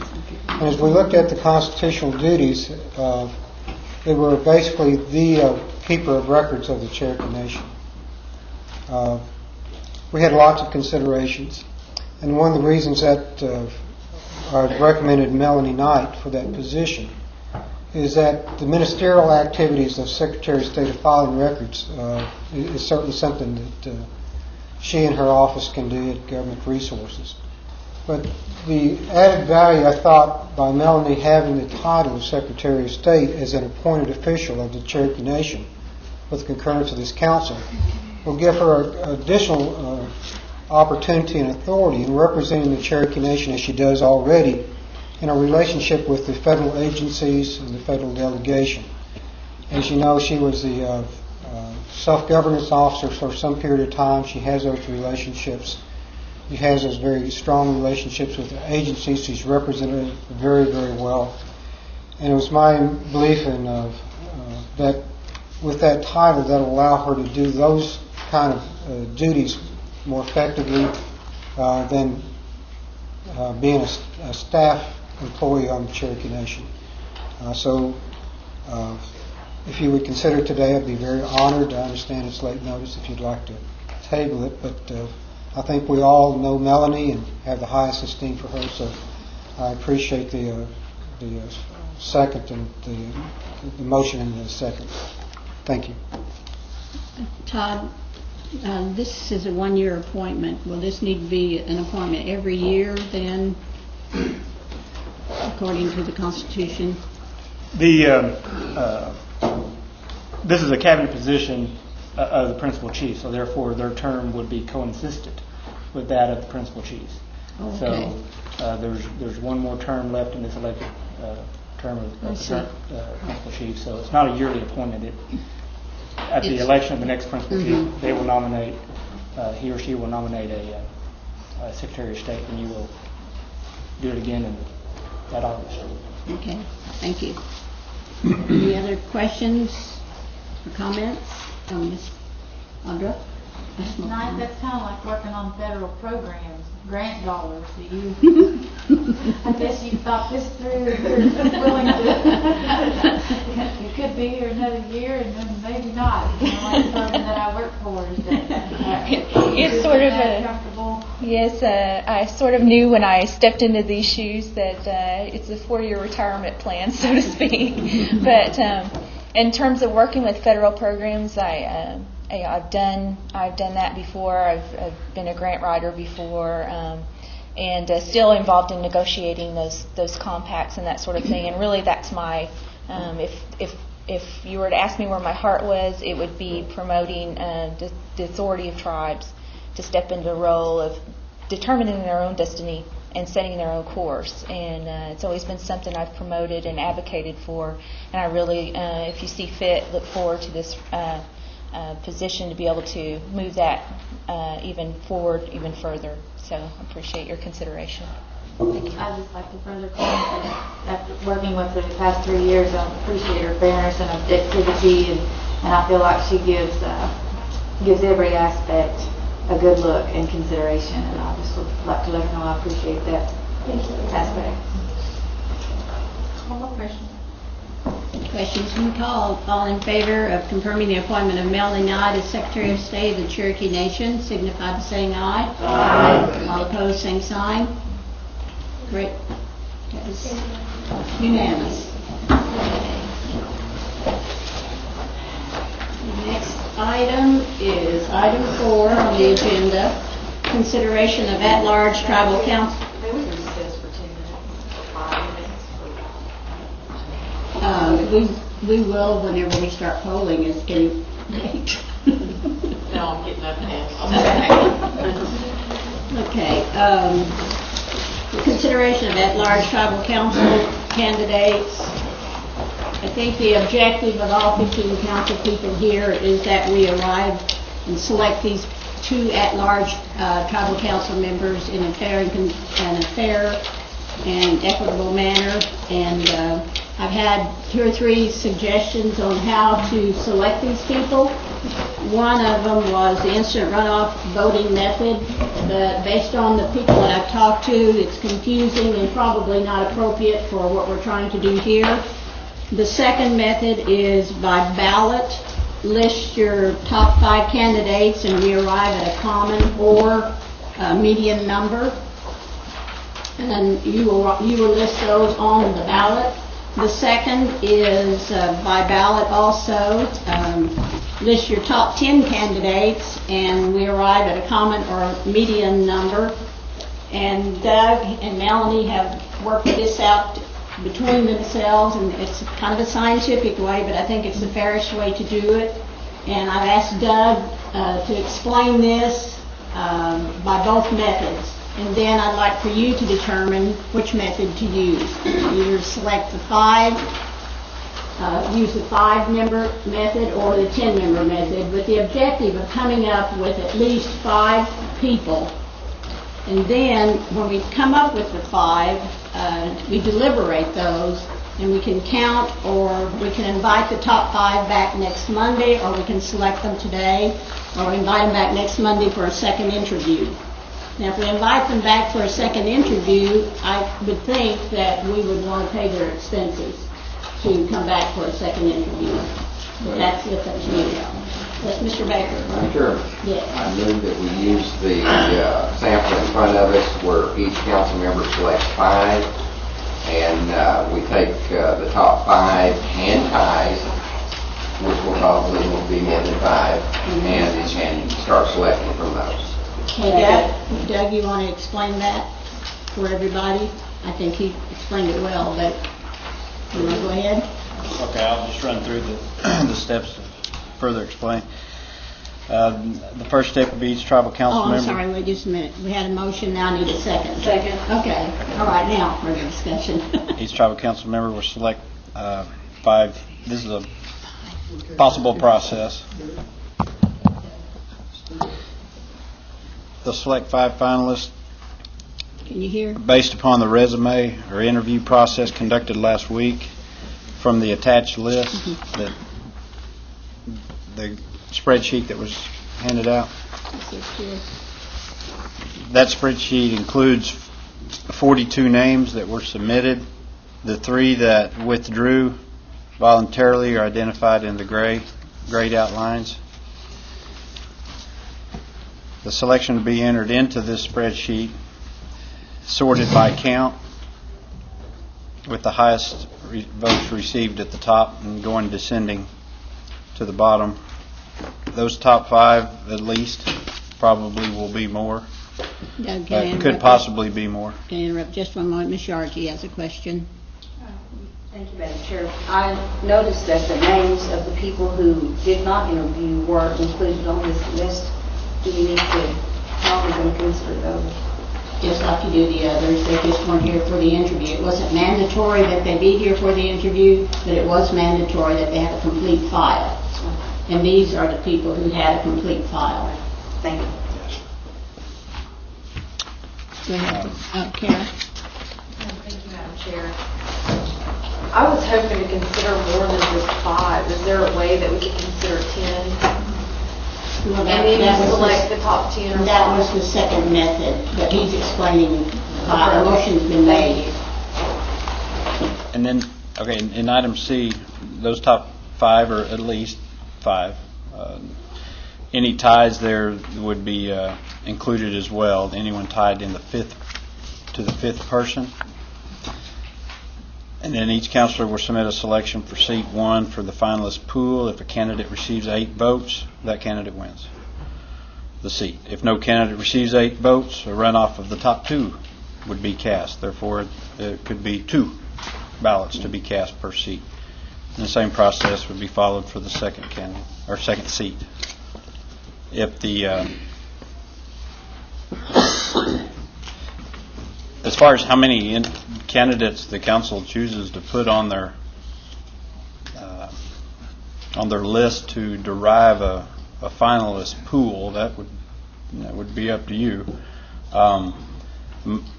There were 42 names. I believe there's approximately 12 that did not go through the interview process, 3 withdrawals. So somewhere around 26 candidates actually went through the process. The higher the number you have on your initial list, obviously the more in the population is going to be considered in the finalist pool. However, if you make a distinguishment between how many names are submitted and how many are on the finalist pool, then that will be narrowed back down. In other words, if you have a list of 10 and your finalist pool is consistent of the top 5 plus anyone tied to the 5th person, you should receive a similar list of 5, because it's still going to be conducive of those 5 that are popular in comparison. Mm-hmm. You will have a greater opportunity for ties at the 5th position, but so there's 2 decisions that need to be made. How many are on your list to submit to derive a pool, and then how many are going to be in the pool? Okay. Any questions? Ms. Calmont. Thank you. I feel like we can't change it, but I feel like we're pretty rushed in doing this. So I was hoping that we could keep the pool, at least in the initial selection, still somewhat bigger than just the 5 per council person. I think we can still get down to 5 today, but I was hoping that we would also have additional interview opportunity maybe on Monday, but I'm not hearing that now. But no, we haven't. That motion has not been made. Okay, so right now it's just how many can we select in the initial selection? Mm-hmm. Yes, and a motion's been made while you're out of the room. Mm-hmm. The motion has been made to go with this selection here where there are 5 candidates. Okay, and then he further explained it from there. List 5 candidates that you choose, and then they will tabulate those, Melanie, and come up with 5 candidates or a common number. Oh, Mr. Henry, sorry. Oh, well. Is there any reason why we can't choose up to 10? I mean, if they want to keep their 5. So the motion's been made to select currently the motion's been made to do that. Yeah, you need to make a vote as to 5, right after that's the motion on the floor. You know, you're going to take 5 in ties. With 5 in ties, you're probably going to get, I would estimate, between 7 and 9 anyway. But at any rate, I think what the council needs to do is take a vote on the motion on the floor to select 5, and correct me if I'm wrong, what the motion was to go ahead and select today the 2. I would just make a comment that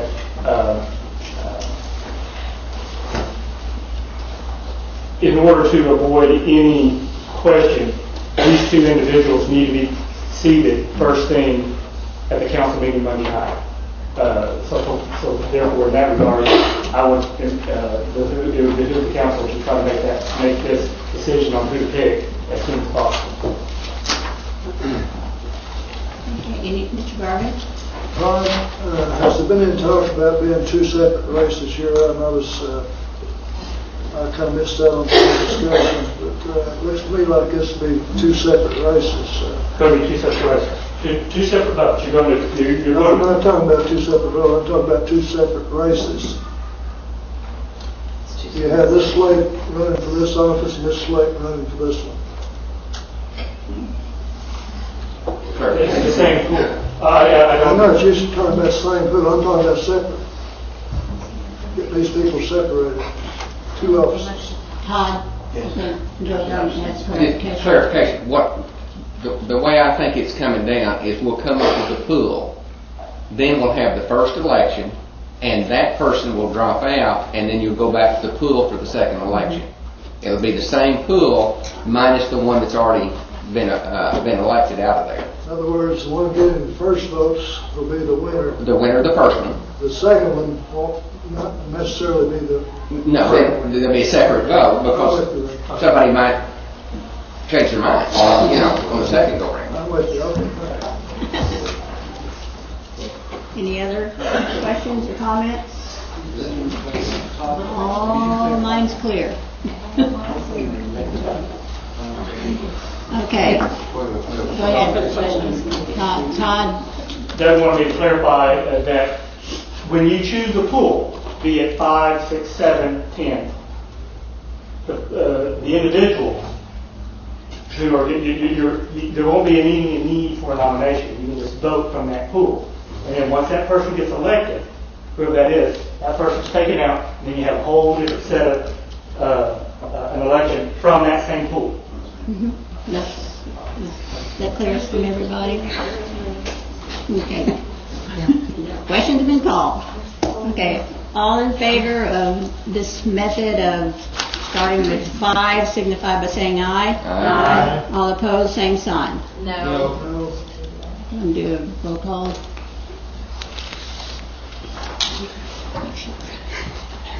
Meredith Fraley, Yes. Don Garvin, Chuck Hoskin, Yes. Bill Johnson, Yes. John Keener, Yes. Jacob R. Martin, Linda O'Leary, Yes. Melvina Shophouse, David Thornton, Yes. Phyllis Yargy, Yes. Bill England, No. Bill John Baker, Yes. Audra Connor, Yes. Carol Calvin Watts, No. Joe Crittenden. Yes. 12 yea and 3 nay. 12 to 3. Okay, does everyone have, and then whenever you're finished, please hand those to Melanie. Please hand those to Melanie. Madam Chairman? Yes. Since this is clearly a council function, I would recommend no disrespect to the Secretary of State's appointment to give it to Doug as our county manager. Either one, on to me. So hand your ballot to Doug. Are you ready, Doug? Yeah.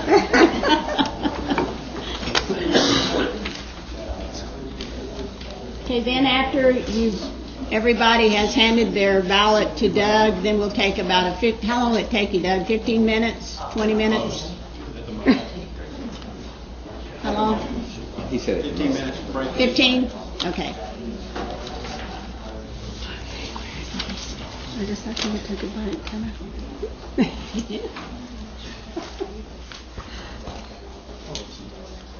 sign your ballot. Sign your ballot at the bottom.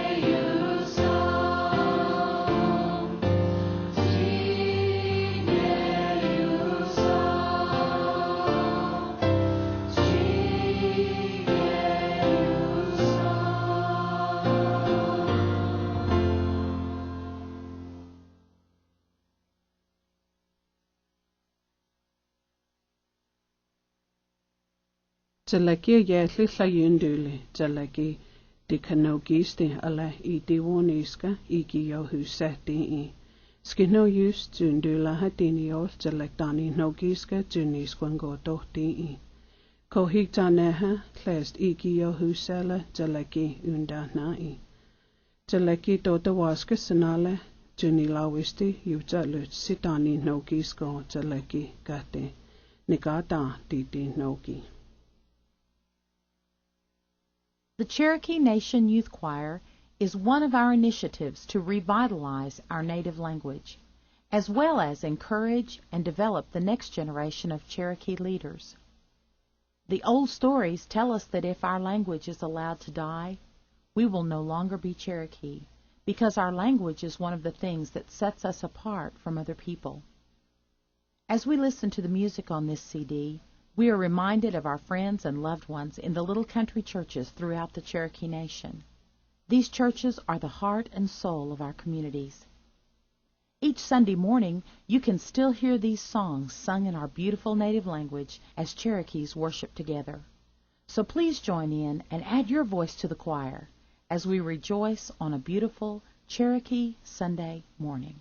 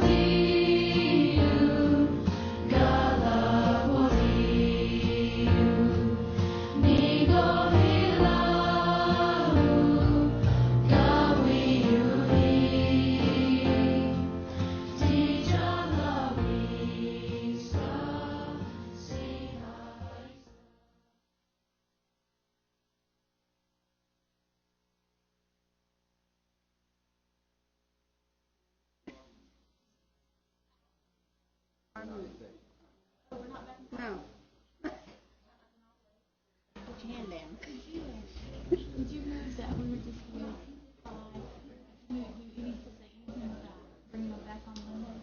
Yeah. Didn't you? No, I did not. Oh, you didn't? Can we do that? Because didn't you We say? got the, it was a Monday's the council meeting.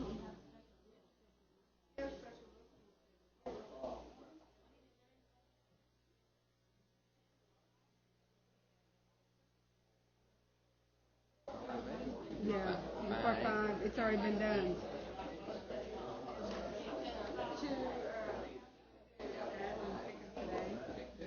Pick 2 today.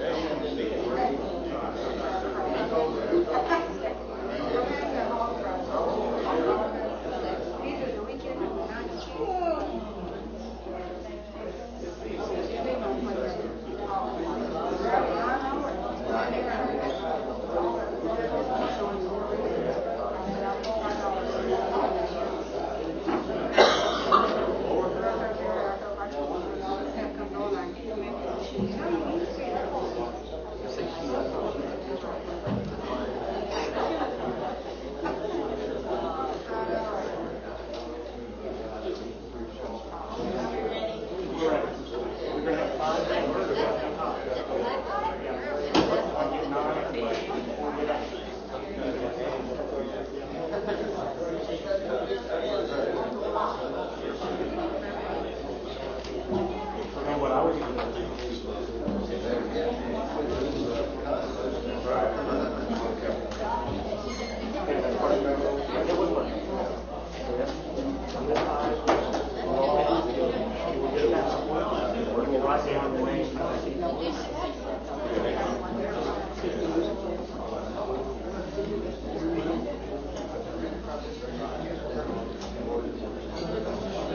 all understand from this slide, you'll get a ballot, and you'll write down one name. One name, like that, one name.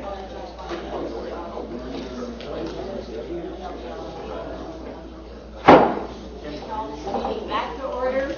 And they do have clear 5 candidates for the pool that we will draw seat 1 and seat 2 from. And Todd, I'll turn it over to you. Yes. Yes, Ms. Warner. In discussion, I know the motion has been made, correct, that we are going to determine that we will have 2 people today. Is that clear? Is that right? Yes. So if we were to ask for anything different, It has to be a motion to reconsider at this point. and that's probably not favorable for the majority, because we're, okay. Thank you. Madam Chairman? Yes. I have these ballots of the top 5. Do you wish me to present them to you to make part of the record, or do you wish me to read them into the You record? go ahead and read them to the record. These are the 5 people listed by each counselor in no particular order.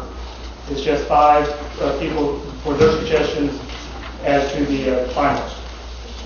David Thornton, Taylor Keene, Sean R. Nordwall, Jared Miller, Raymond Van, Bob Leach. Meredith Fraley, Jennifer Barker Johnson, Jack Baker, Barbara Dawes Martin, Gail Ross, Brad Cobb.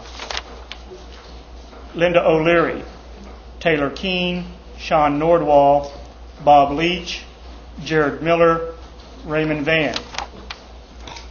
Melvina Shotpouch, Taylor Keene, Barbara Starr Scott, Sean Nordwall, Bob Leach, Barbara Dawes Martin.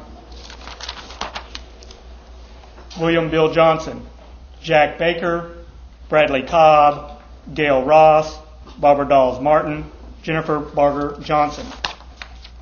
Bill John Baker, Raymond Van, Sean Nordwall, Bob Leach, Taylor Keene, Jared Lee Miller. Bill Anglin,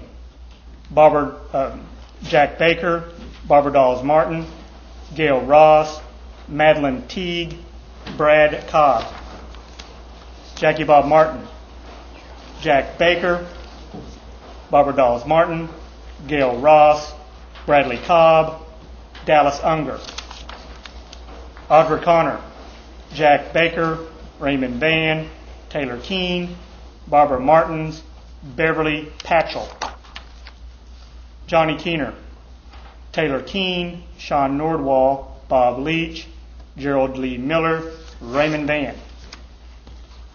Charles Hoskins, Taylor Keene, Sean Nordwall, Bob Leach, Jared Lee Miller, Raymond Van. Joe Crittenden, Taylor Keene, Sean Nordwall, Bob Leach, Raymond Van, Jared Miller. Kara Cowan Watts, Jack Baker, Jennifer Barger Johnson, Gail Ross, Brad Cobb, Barbara Dawes Martin. Don Garvin, Jay Atkin, Jack Baker, Barbara Martins, Gail Ross, Jennifer Barger Johnson. Phyllis Yargy, Taylor Keene, Jack D. Baker, Gail Ross, Raymond Van, Bob Leach. Those are the finalist pools from each individual. From that list, the top 5, or the 5 finalist pools from which the 2 counselors will be selected, is Taylor Keene, Jack Baker, Raymond Van, Bob Leach, and Barbara Dawes Martin. At this time, I believe it was Taylor Keene, Jack Baker, Raymond Van, Bob Leach, Barbara Martin. At this time, it would be appropriate for the Tribal Council to debate and discuss the 5 individuals, and then a motion to be made to seat, to elect Section 1. Okay. I'll open it up for debate and deliberation, and as I have you had them listed here, we'll just go down 1, 2, 3, 4, 5. The first 5. First is Taylor Keene. Anyone have any comments or suggestions on Mr. Keene? Madam Chairman. Yes, Mr. Baker. As everybody was here on the interview, I appreciate the fact that he lives in Tulsa and can, get close to Tahlequah quite rapidly, but also can fly out of Tulsa as needed to, from Tulsa you can get almost any place in the United States in a very short period of time. Obviously, he has a Dartmouth degree, a Harvard degree, extremely intellectual, and I think he would add a great deal of common sense and clarity to this council. And so I speak on behalf of Taylor Keene. Thank you, Mr. Baker. Anyone else? Okay, moving on down to, yes. Thank you. I just had concerns about how some of the questions were answered and the integrity of the candidate. I hope that we look back and review that interview. I just had a lot of concerns about how he answered questions. I hope that's taken into consideration. Thank you. Mr. Crittenden? Continuing on with that thought, it was the answers to the questions that I especially liked. Candor. I think that's something we need on this council. Is people who have independent minds and are willing to share those with other folks. I thought he done extremely well on the interview. That's all I have to say. Yes, Ms. Sharkey? Thank you, Madam Chair. I just wanted to make a comment overall that all of the candidates that we had appear before us were very good and showed a lot of dedication to appear that day. It's unfair, it's not fair to the candidates to come forward for a 5, 10, 15-minute interview and expect to be voted on by 15 members. And so I think that, to your credit, you did all show commitment to appear that day, and I would just encourage everyone to continue to be involved. One of the things that I considered in casting my vote was the availability of the candidate to be able to attend, because whoever's going to have to be here is going to have to hit the ground running. This position is just brand new. We don't really know what the duties and responsibilities are. They could grow. I went back and read the comments from the Constitutional Convention to try to come to terms with what exactly was put in front of this candidate, and it looks like a lot of work needs to be done. So those were the things that I considered. Not that I had anything against anyone, but just the availability to be here to get that position off the ground and to do the things that needed to be done in this short period of time. So I would just encourage all of the applicants to consider, in the future what you might do to serve. Thank you. Thank you. Mr. Hoskin and then Ms. Conn. Mine was along the same line as Phyllis. I would just like to state that since I've been on the council has been involved in the best of my regulation. best that my memory serves, is that we've appointed 3 members of the council during the 11 years. Only one of those individuals has been elected at large after that appointment. So those of you who have not made this final 5, and even the final 5, there are no guarantees. I admire you for stepping up and wanting to serve the Cherokee people. And again, I stress that 1 year from now, 1 year from last month, is another election. So, like I said, 1 out of 3 batting for the council is maybe not that great, but we do the very best we can.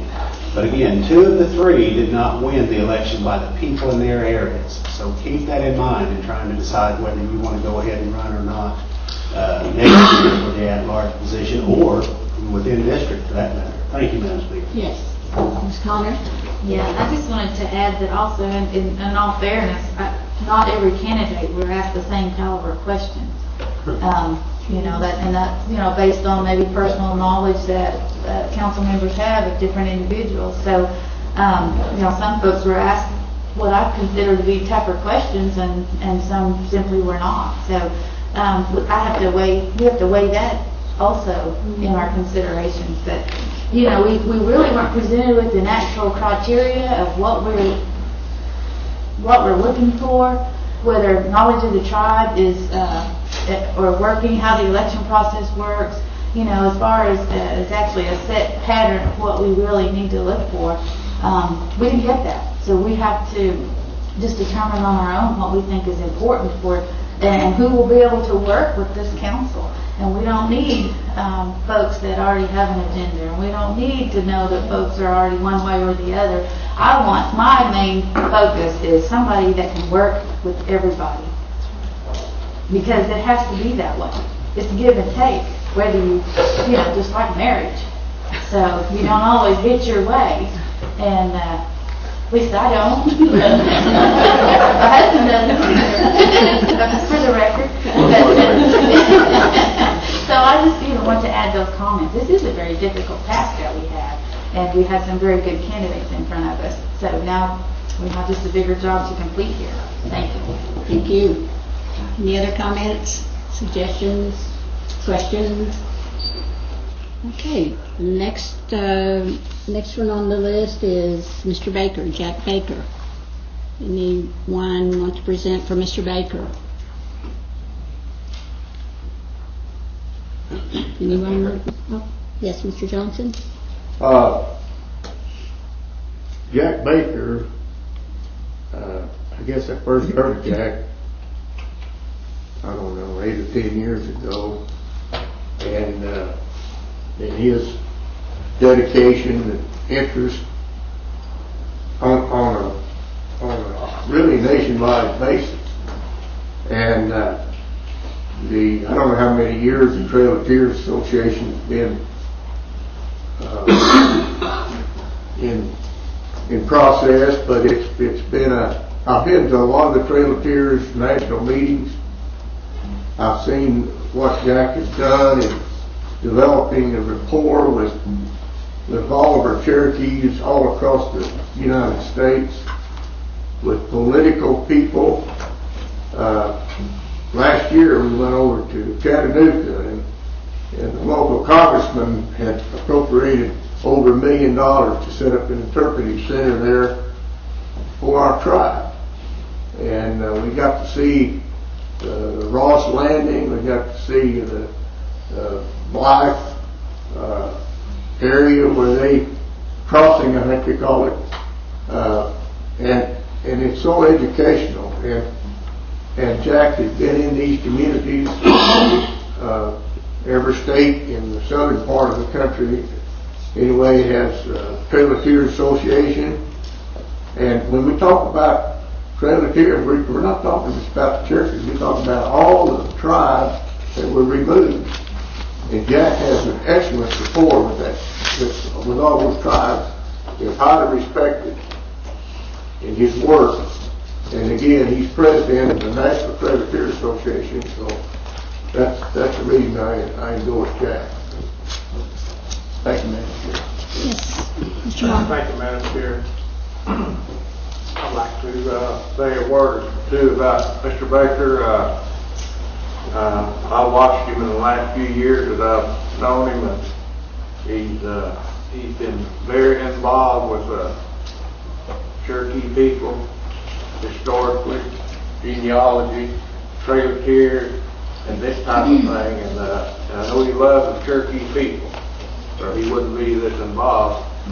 And not only that, from what I've observed about Mr. Baker, he's not been what we call, say, politically involved with the tribal government. And I think that's good, and that he thinks independently. And I think that he would make, I believe, or I know that Jack would make good, wise decisions for the whole 260,000 plus Cherokee people. And for that, he's retired, I understand, and the interview the other day, retired, and plenty of time to travel about. They need to go to other states or other parts of the country to visit with the Cherokee people. Jack, I know, is willing to do that. He does that anyway. So, in my thinking, I'd sure like to see Mr. Baker be one of the tribal council. Thank you, Cherokee. Thank you, Madam. I don't know whether this is speaking on behalf of Jack or not. I was contacted by some members from Sequoia County, Mr. Baker, on your behalf, but I was also contacted by some employees and said, don't vote for Jack, because then he'll have to quit helping us do some things. So I hope that's not true. I hope he'll still continue to help do those things that you need to do. So, thank you. Thank you. Mr. Angler? Thank you, Madam Speaker, Madam Chair. I would like to make some comments about Jack Baker also. It's no matter where we go in the country on volunteer stuff, Jack is always there volunteering for the communities. If we host a community meeting in our district and we invite Jack, Jack is there to be our guest speaker. And with his abundance of knowledge about genealogy, all of our Trail of Tears grave marking, you'll always see Jack treading across the pastures with us to some of these abandoned cemeteries. He's there, he coordinates it, he works hard, and as a volunteer, to me, as a council person, I've been exactly where Jack's at, did a lot of volunteer work before ever becoming a council member. And so I think Jack has proven himself to be a leader without being paid. And I think it's time we put people like Jack on that has proven his leadership before ever getting in this seat. That's all I have. Thank you. Thank you. Anyone else? Any other comments about Mr. Baker? Okay, moving on down to the next is Mr. Raymond Van. Any comments or, Ms. Connor? Yes, I'll speak out for Mr. Van. As you know, everyone in this room knows he's at every meeting that we can ever possibly have. He is in attendance. He has the community people at heart. He's very active out in the community and what he does, and has true concern. Of course, he is here in my district also, and I know there was some concern mentioned earlier in earlier discussions that with Cherokee District have another council representative if they were chosen that live here, and I'm pretty sure that Mr. Van would get out in the way and has been away from Cherokee County before, so I believe that he could go out and represent his constituents, which would be those at-large votes. And he's been on both sides of the fence, and I believe he understands probably what the people out there need that don't get the services that our everyday jurisdictional people get. So, thank you. Any other comments? Mr. Hoskins? Yes, and there's several individuals on this list and even below this bold dark line that I could speak to. But what I have to say about Raymond is that Raymond and I have known each other for quite a while. We've agreed a lot of the times and we've disagreed a lot of the times. But what I appreciate about Raymond is that he's there. He has knowledge of what's going on. He takes that knowledge out to other Cherokee who cannot attend the meetings. And he's done it not the first year I was on the council, and not a couple, but all 11 years, and probably before that. And I know that Raymond has ran for office in the past, but you have to admire, especially someone who has not been successful. He never missed a stride. He was right back at the first meeting of the new council and new committees, and continued to do that and to share the information with the Cherokee people, and I appreciate that, Raymond. Like I said, there's a lot of good folks on this list. Thank you, Madam Speaker. Yes, thank you. Ms. Shargey. Just as Mr. Van is an advocate for the people, I think he had quite a few people advocating for him as well.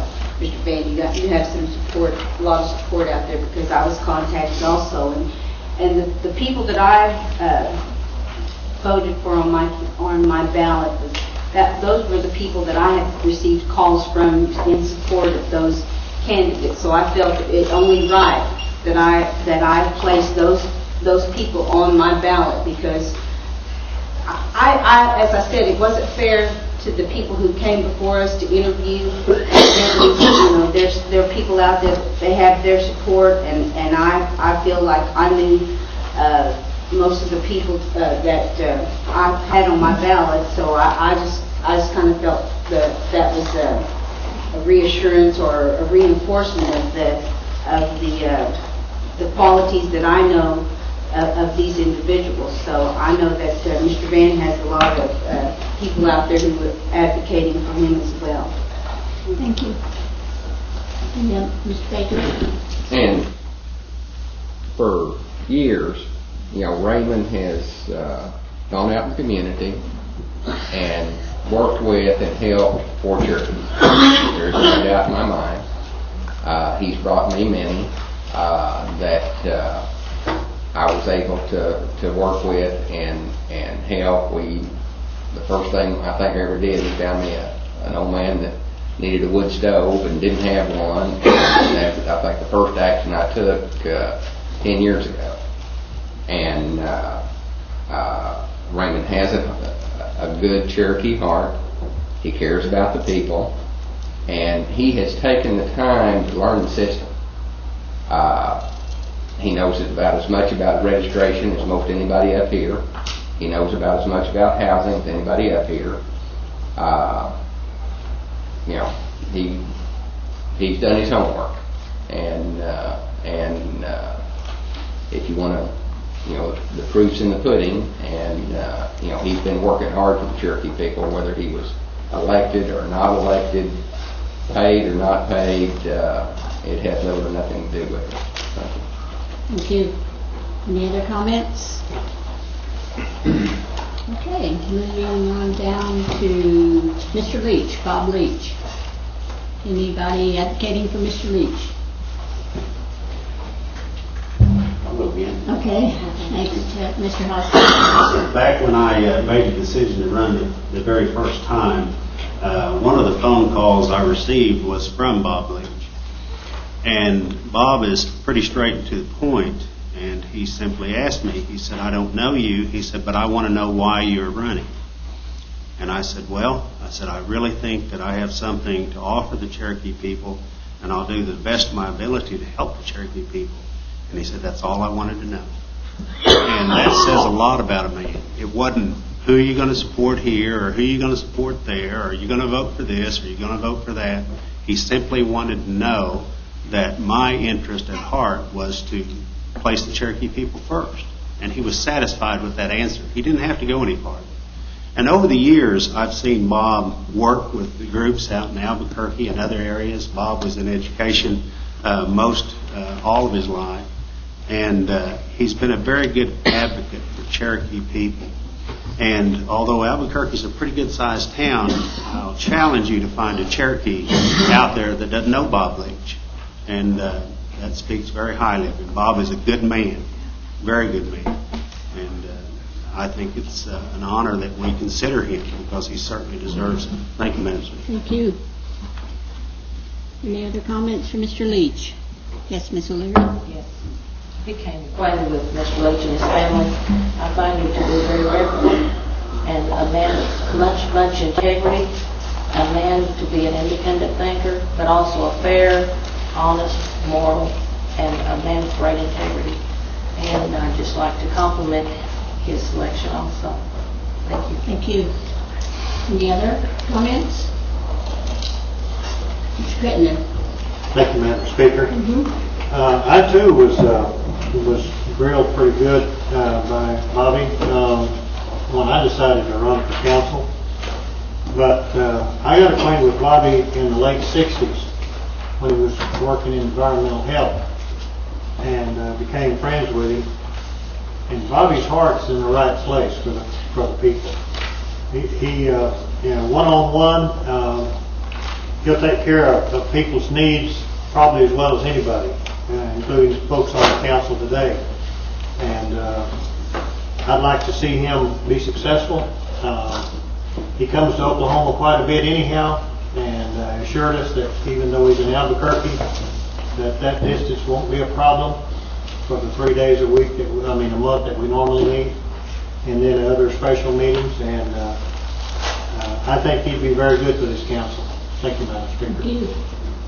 Any other comments? Any other comments? All right. Next one is Barbara Dawes Martins. And anyone? Yes, Mr. England? Yes, I'd like to speak on, be the first to speak on behalf of Barbara Martins. Barbara is in the same situation I was in when I was appointed to the council. As Councilman Hopkins said earlier, that there's been 3 appointed and 1 reelected, and the 1 reelected was my position. When I was chosen by this council to sit in here, one of the things that was brought up time after time was that I had paid my dues. I had ran in elections. I had served my community and involved. Barbara ran for deputy chief one time, came up short. The last election, she ran for tribal council in this District 1, and came up short again. But to me, Barbara has paid her dues. She has worked hard. She wants to get involved, and I believe if she doesn't get this appointment, that she'll be back. I will guarantee you, that gal will be back. She's a fighter. So I just on speaking from out there where she's sitting, I've been there, and I know that was some of the comments that was made about me, that I had paid my dues and I worked hard at it to get it, and I proved it in the election, the next election. So hopefully that works out for Barbara. Thank you. Ms. Connor? I've known Dr. Martin failed to put that on there, Barbara. She has attained that privilege. Back in 1991, when I had to leave the tribe, I was employed here. My dad got on the council for the first term, and because of the nepotism laws, I had to leave. So I took a job for the federal program, and I met Dr. Martins at Stillwell High School. She was the school counselor, and just took me in, helped me get in to see those kids that we were looking to serve, and she's done a lot. She's done a lot not only for the youth that she served and has worked with. She's done a lot for the elder folks that she visits with, I know, on a continual basis. So she had encouraged me, actually, probably about 5 years ago or longer, probably the last election, to if I asked me if I would ever consider running, and I said sure. But I really didn't know it was going to be. We were going to have to run against each other in the very next election. So she's been a mentor for a lot of folks my age, I believe, to get involved and to come back swinging. So I really appreciate her entering this race. Thank you. Thank you. Yes, Ms. Cameron Watts. Thank you, Madam Chair. I think there's been a lot of questions from not only the candidates but the community members about how we selected. So in those lines, Dr. Martins has paid her dues, and one of the things that was one of my deciding points for candidates was not only did they show up, because that's indicative of whether or not they can commit to the meetings and be there if they could make the interview once they committed to the process, but then another cutting that was regardless of who they were or what they had done, if they were not registered to vote or had never participated in one of our elections, I felt very strongly that they could not then go and represent people if they had never done the most basic, inherent right of a citizen to participate in the political process by exercising their right to vote. I mean, that's the one thing I've been adamant about since I was 18, is participating not only in Cherokee elections, but mainstream elections. So for those that are curious, that was an automatic no and a cutoff, was participating in the interview. They had to be there, for me at least, and they had to be registered to vote and a voter, not just recently or a year or 3 years. They had to have voted in more than just the last election, especially as an older adult, because we've had that right for a long time, and Native people have earned that right only in the last 80 years. So that's one thing I wanted to voice. And the other thing is that in the lines of this next year will be difficult, and I think one of the councilwomen said it best, is that these people do need to be readily available, and in developing these positions. And there's 2 candidates that even have homes right here in the area that I'm considering in this, and one of them is Dr. Martin. Thank you, Madam Chair. Thank you. Mr. Austin? Thank you. I'm sorry, Chuck. Oh, that's all right. That's Mr. all right. Martin was next. Certainly. Go ahead, Jackie. You know how he is. Oh, He I don't can get wait. his turn. I can wait. Thank you, Madam Chair. I'd like to speak for Dr. Barbara Martins. I've known her for several years. In fact, worked with her for about 9 years. I served on the school board, Stillwell Public School, and she worked there in the administrative staff there. And I found out some things about Dr. Martins that I appreciated and respect. Is one of the things is that she's very energetic, works hard, whatever she does. She's one of those persons that you can't put enough work on, and I appreciate that about her. And I found out that she loved the Cherokee people because she's very involved with the Cherokee people, especially with the youth, working there in public school. I could see that she always kind of leaned a little more toward the Cherokee students there, you know, and I appreciate that. And looking back at the 2 times that she has ran for election, I think if you look at the people that voted for her, even though she wasn't elected to those positions, she's very popular. People respect her and voted for her. I think because of her popularity in that area, I think that's a good point. And not only that, she, like I said, she's available, that she could go out in other states and other places to represent those people that she represents, mainly the people at Florida as such. And for that reason, I'm supportive of Dr. Martin. Thank you. Thank you, Mr. Martin. Mr. Hoskin? Well, I certainly would like to speak for Dr. Martins. I met Dr. Martins several years ago when she was running for deputy chief. And in that election, she received more votes than the principal chief candidate, I believe, if I remember correctly. There were several people running for deputy chief, and Barbara, I'm sure you can tell me the number, but I know it was at least 6 people, somewhere along those lines. And she almost won it outright in the first election. But then some problems occurred, and when the runoff election came time, she was not elected. But it's certainly not because she didn't try, and not because her heart wasn't in it. Dr. Martins and I share at least 2 things, 2 similarities in that. We love education, and we cherish Cherokee people. And I know that from my conversations. I know it from watching Dr. Martins in action. And Dr. Martins is a good Cherokee. Thank you, Madam Chair. Thank you. Any other comments?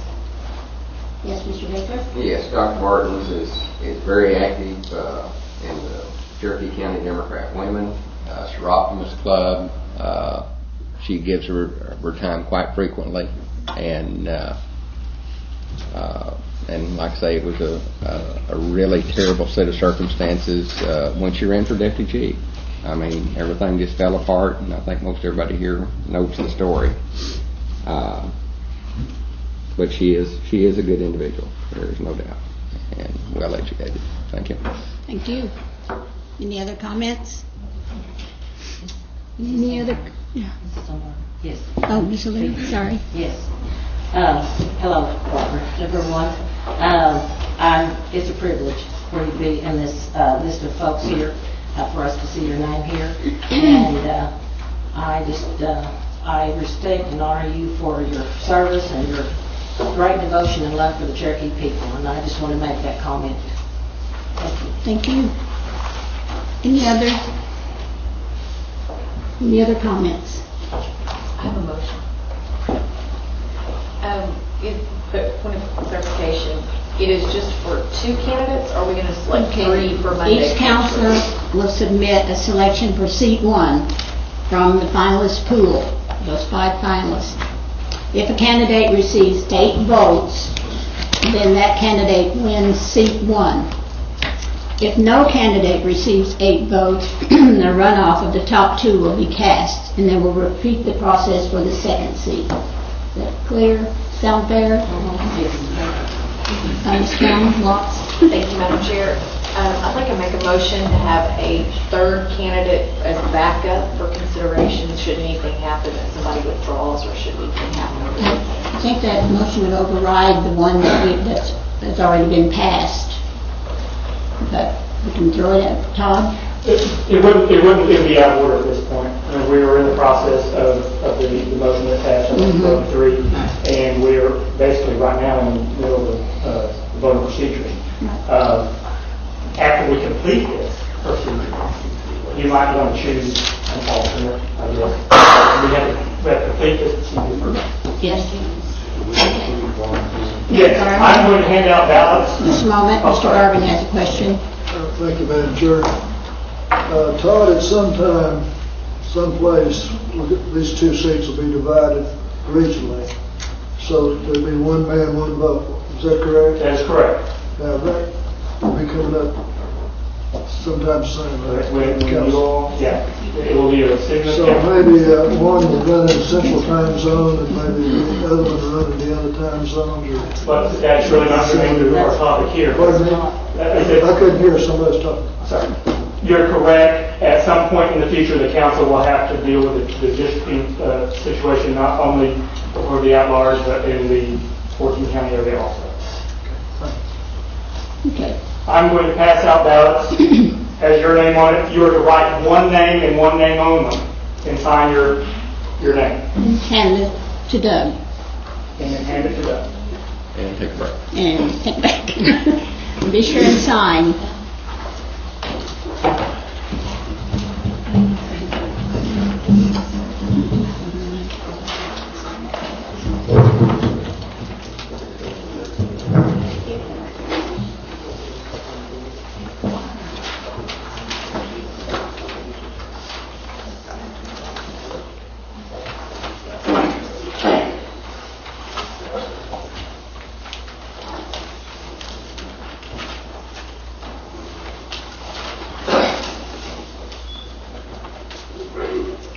Mr. Evans and I will tabulate the votes with poll watchers, Gina, Blackbox, and I.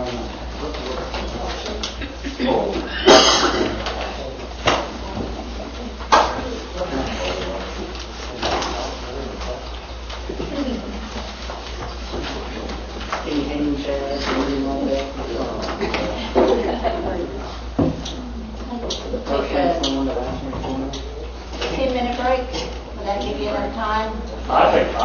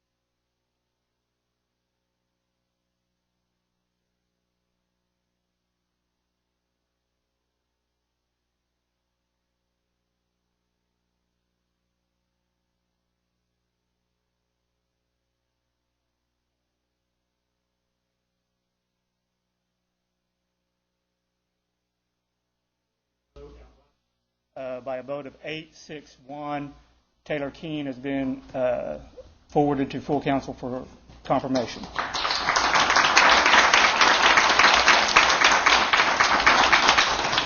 I will read into the record the votes of each council person. Johnny Keener, Taylor Keene. Bill John Baker, Taylor Keene. Linda O'Leary, Taylor Keene. Nelvana Shotpouch, Taylor Keene. Phyllis Yargy, Taylor Keene. Joe Crittenden, Taylor Keene. Chuck Hoskins, Taylor Keene.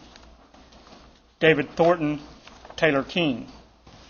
Bill Johnson, Jack Baker. Meredith Fraley, Jack Baker. Don Garvin, Jack Baker. Kara Cowan Watts, Jack Baker. Buell England, Jack Baker. Jackie Bob Martin, Jack Baker. Audra Connor, Raymond Van. The vote's 8-6-1. We will proceed with the election of the second seat. You will not cast any ballots for Taylor Keene. He will be excluded from the pool. And so you will cast a ballot only for those 4 remaining from the finalist pool.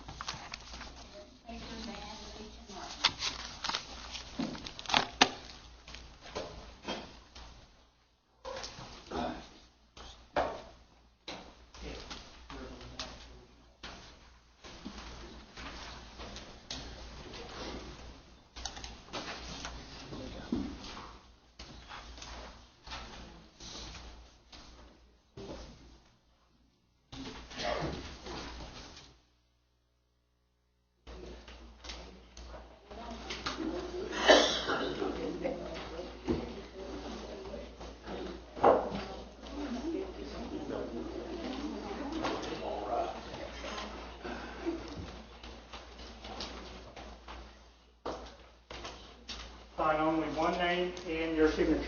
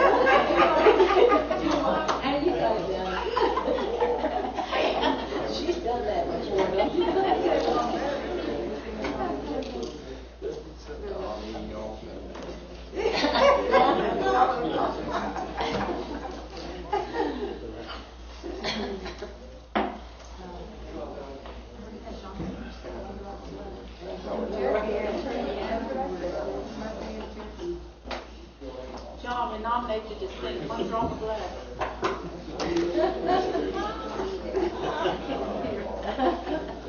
He probably started it if he heard it.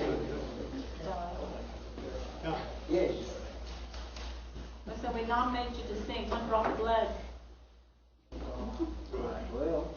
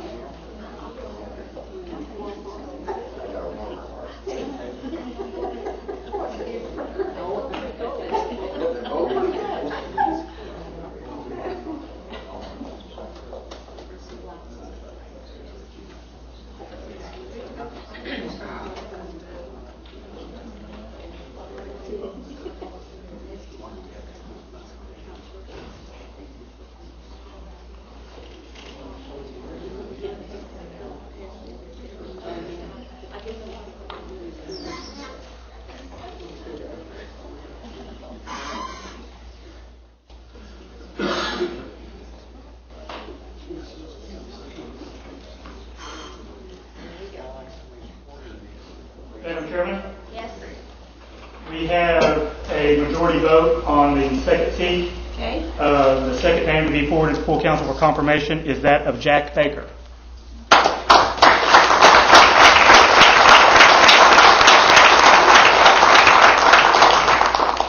I will read the names of the councilors and their votes into the record. Johnny Keener, Raymond Van. David Thornton, Raymond Van. Chuck Hoskins, Raymond Van. Joe Crittenden, Raymond Van. Bill John Baker, Raymond Van. Linda O'Leary, Raymond Van. Novina Shopouch, Raymond Van.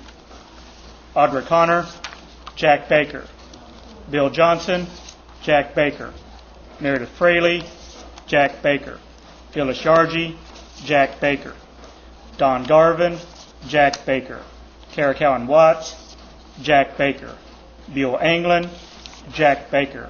Jackie Bob Martin, Jack Baker. Vote was 8-7.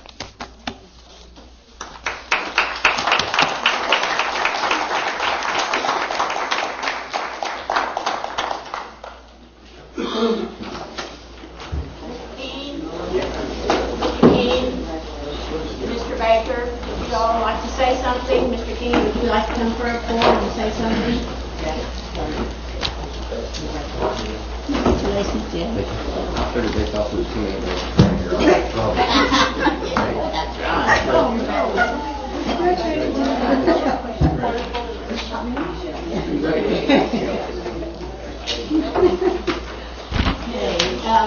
May I have your attention, please? Mr. King and Mr. Baker would like to say a few words. Go ahead, Mr. King.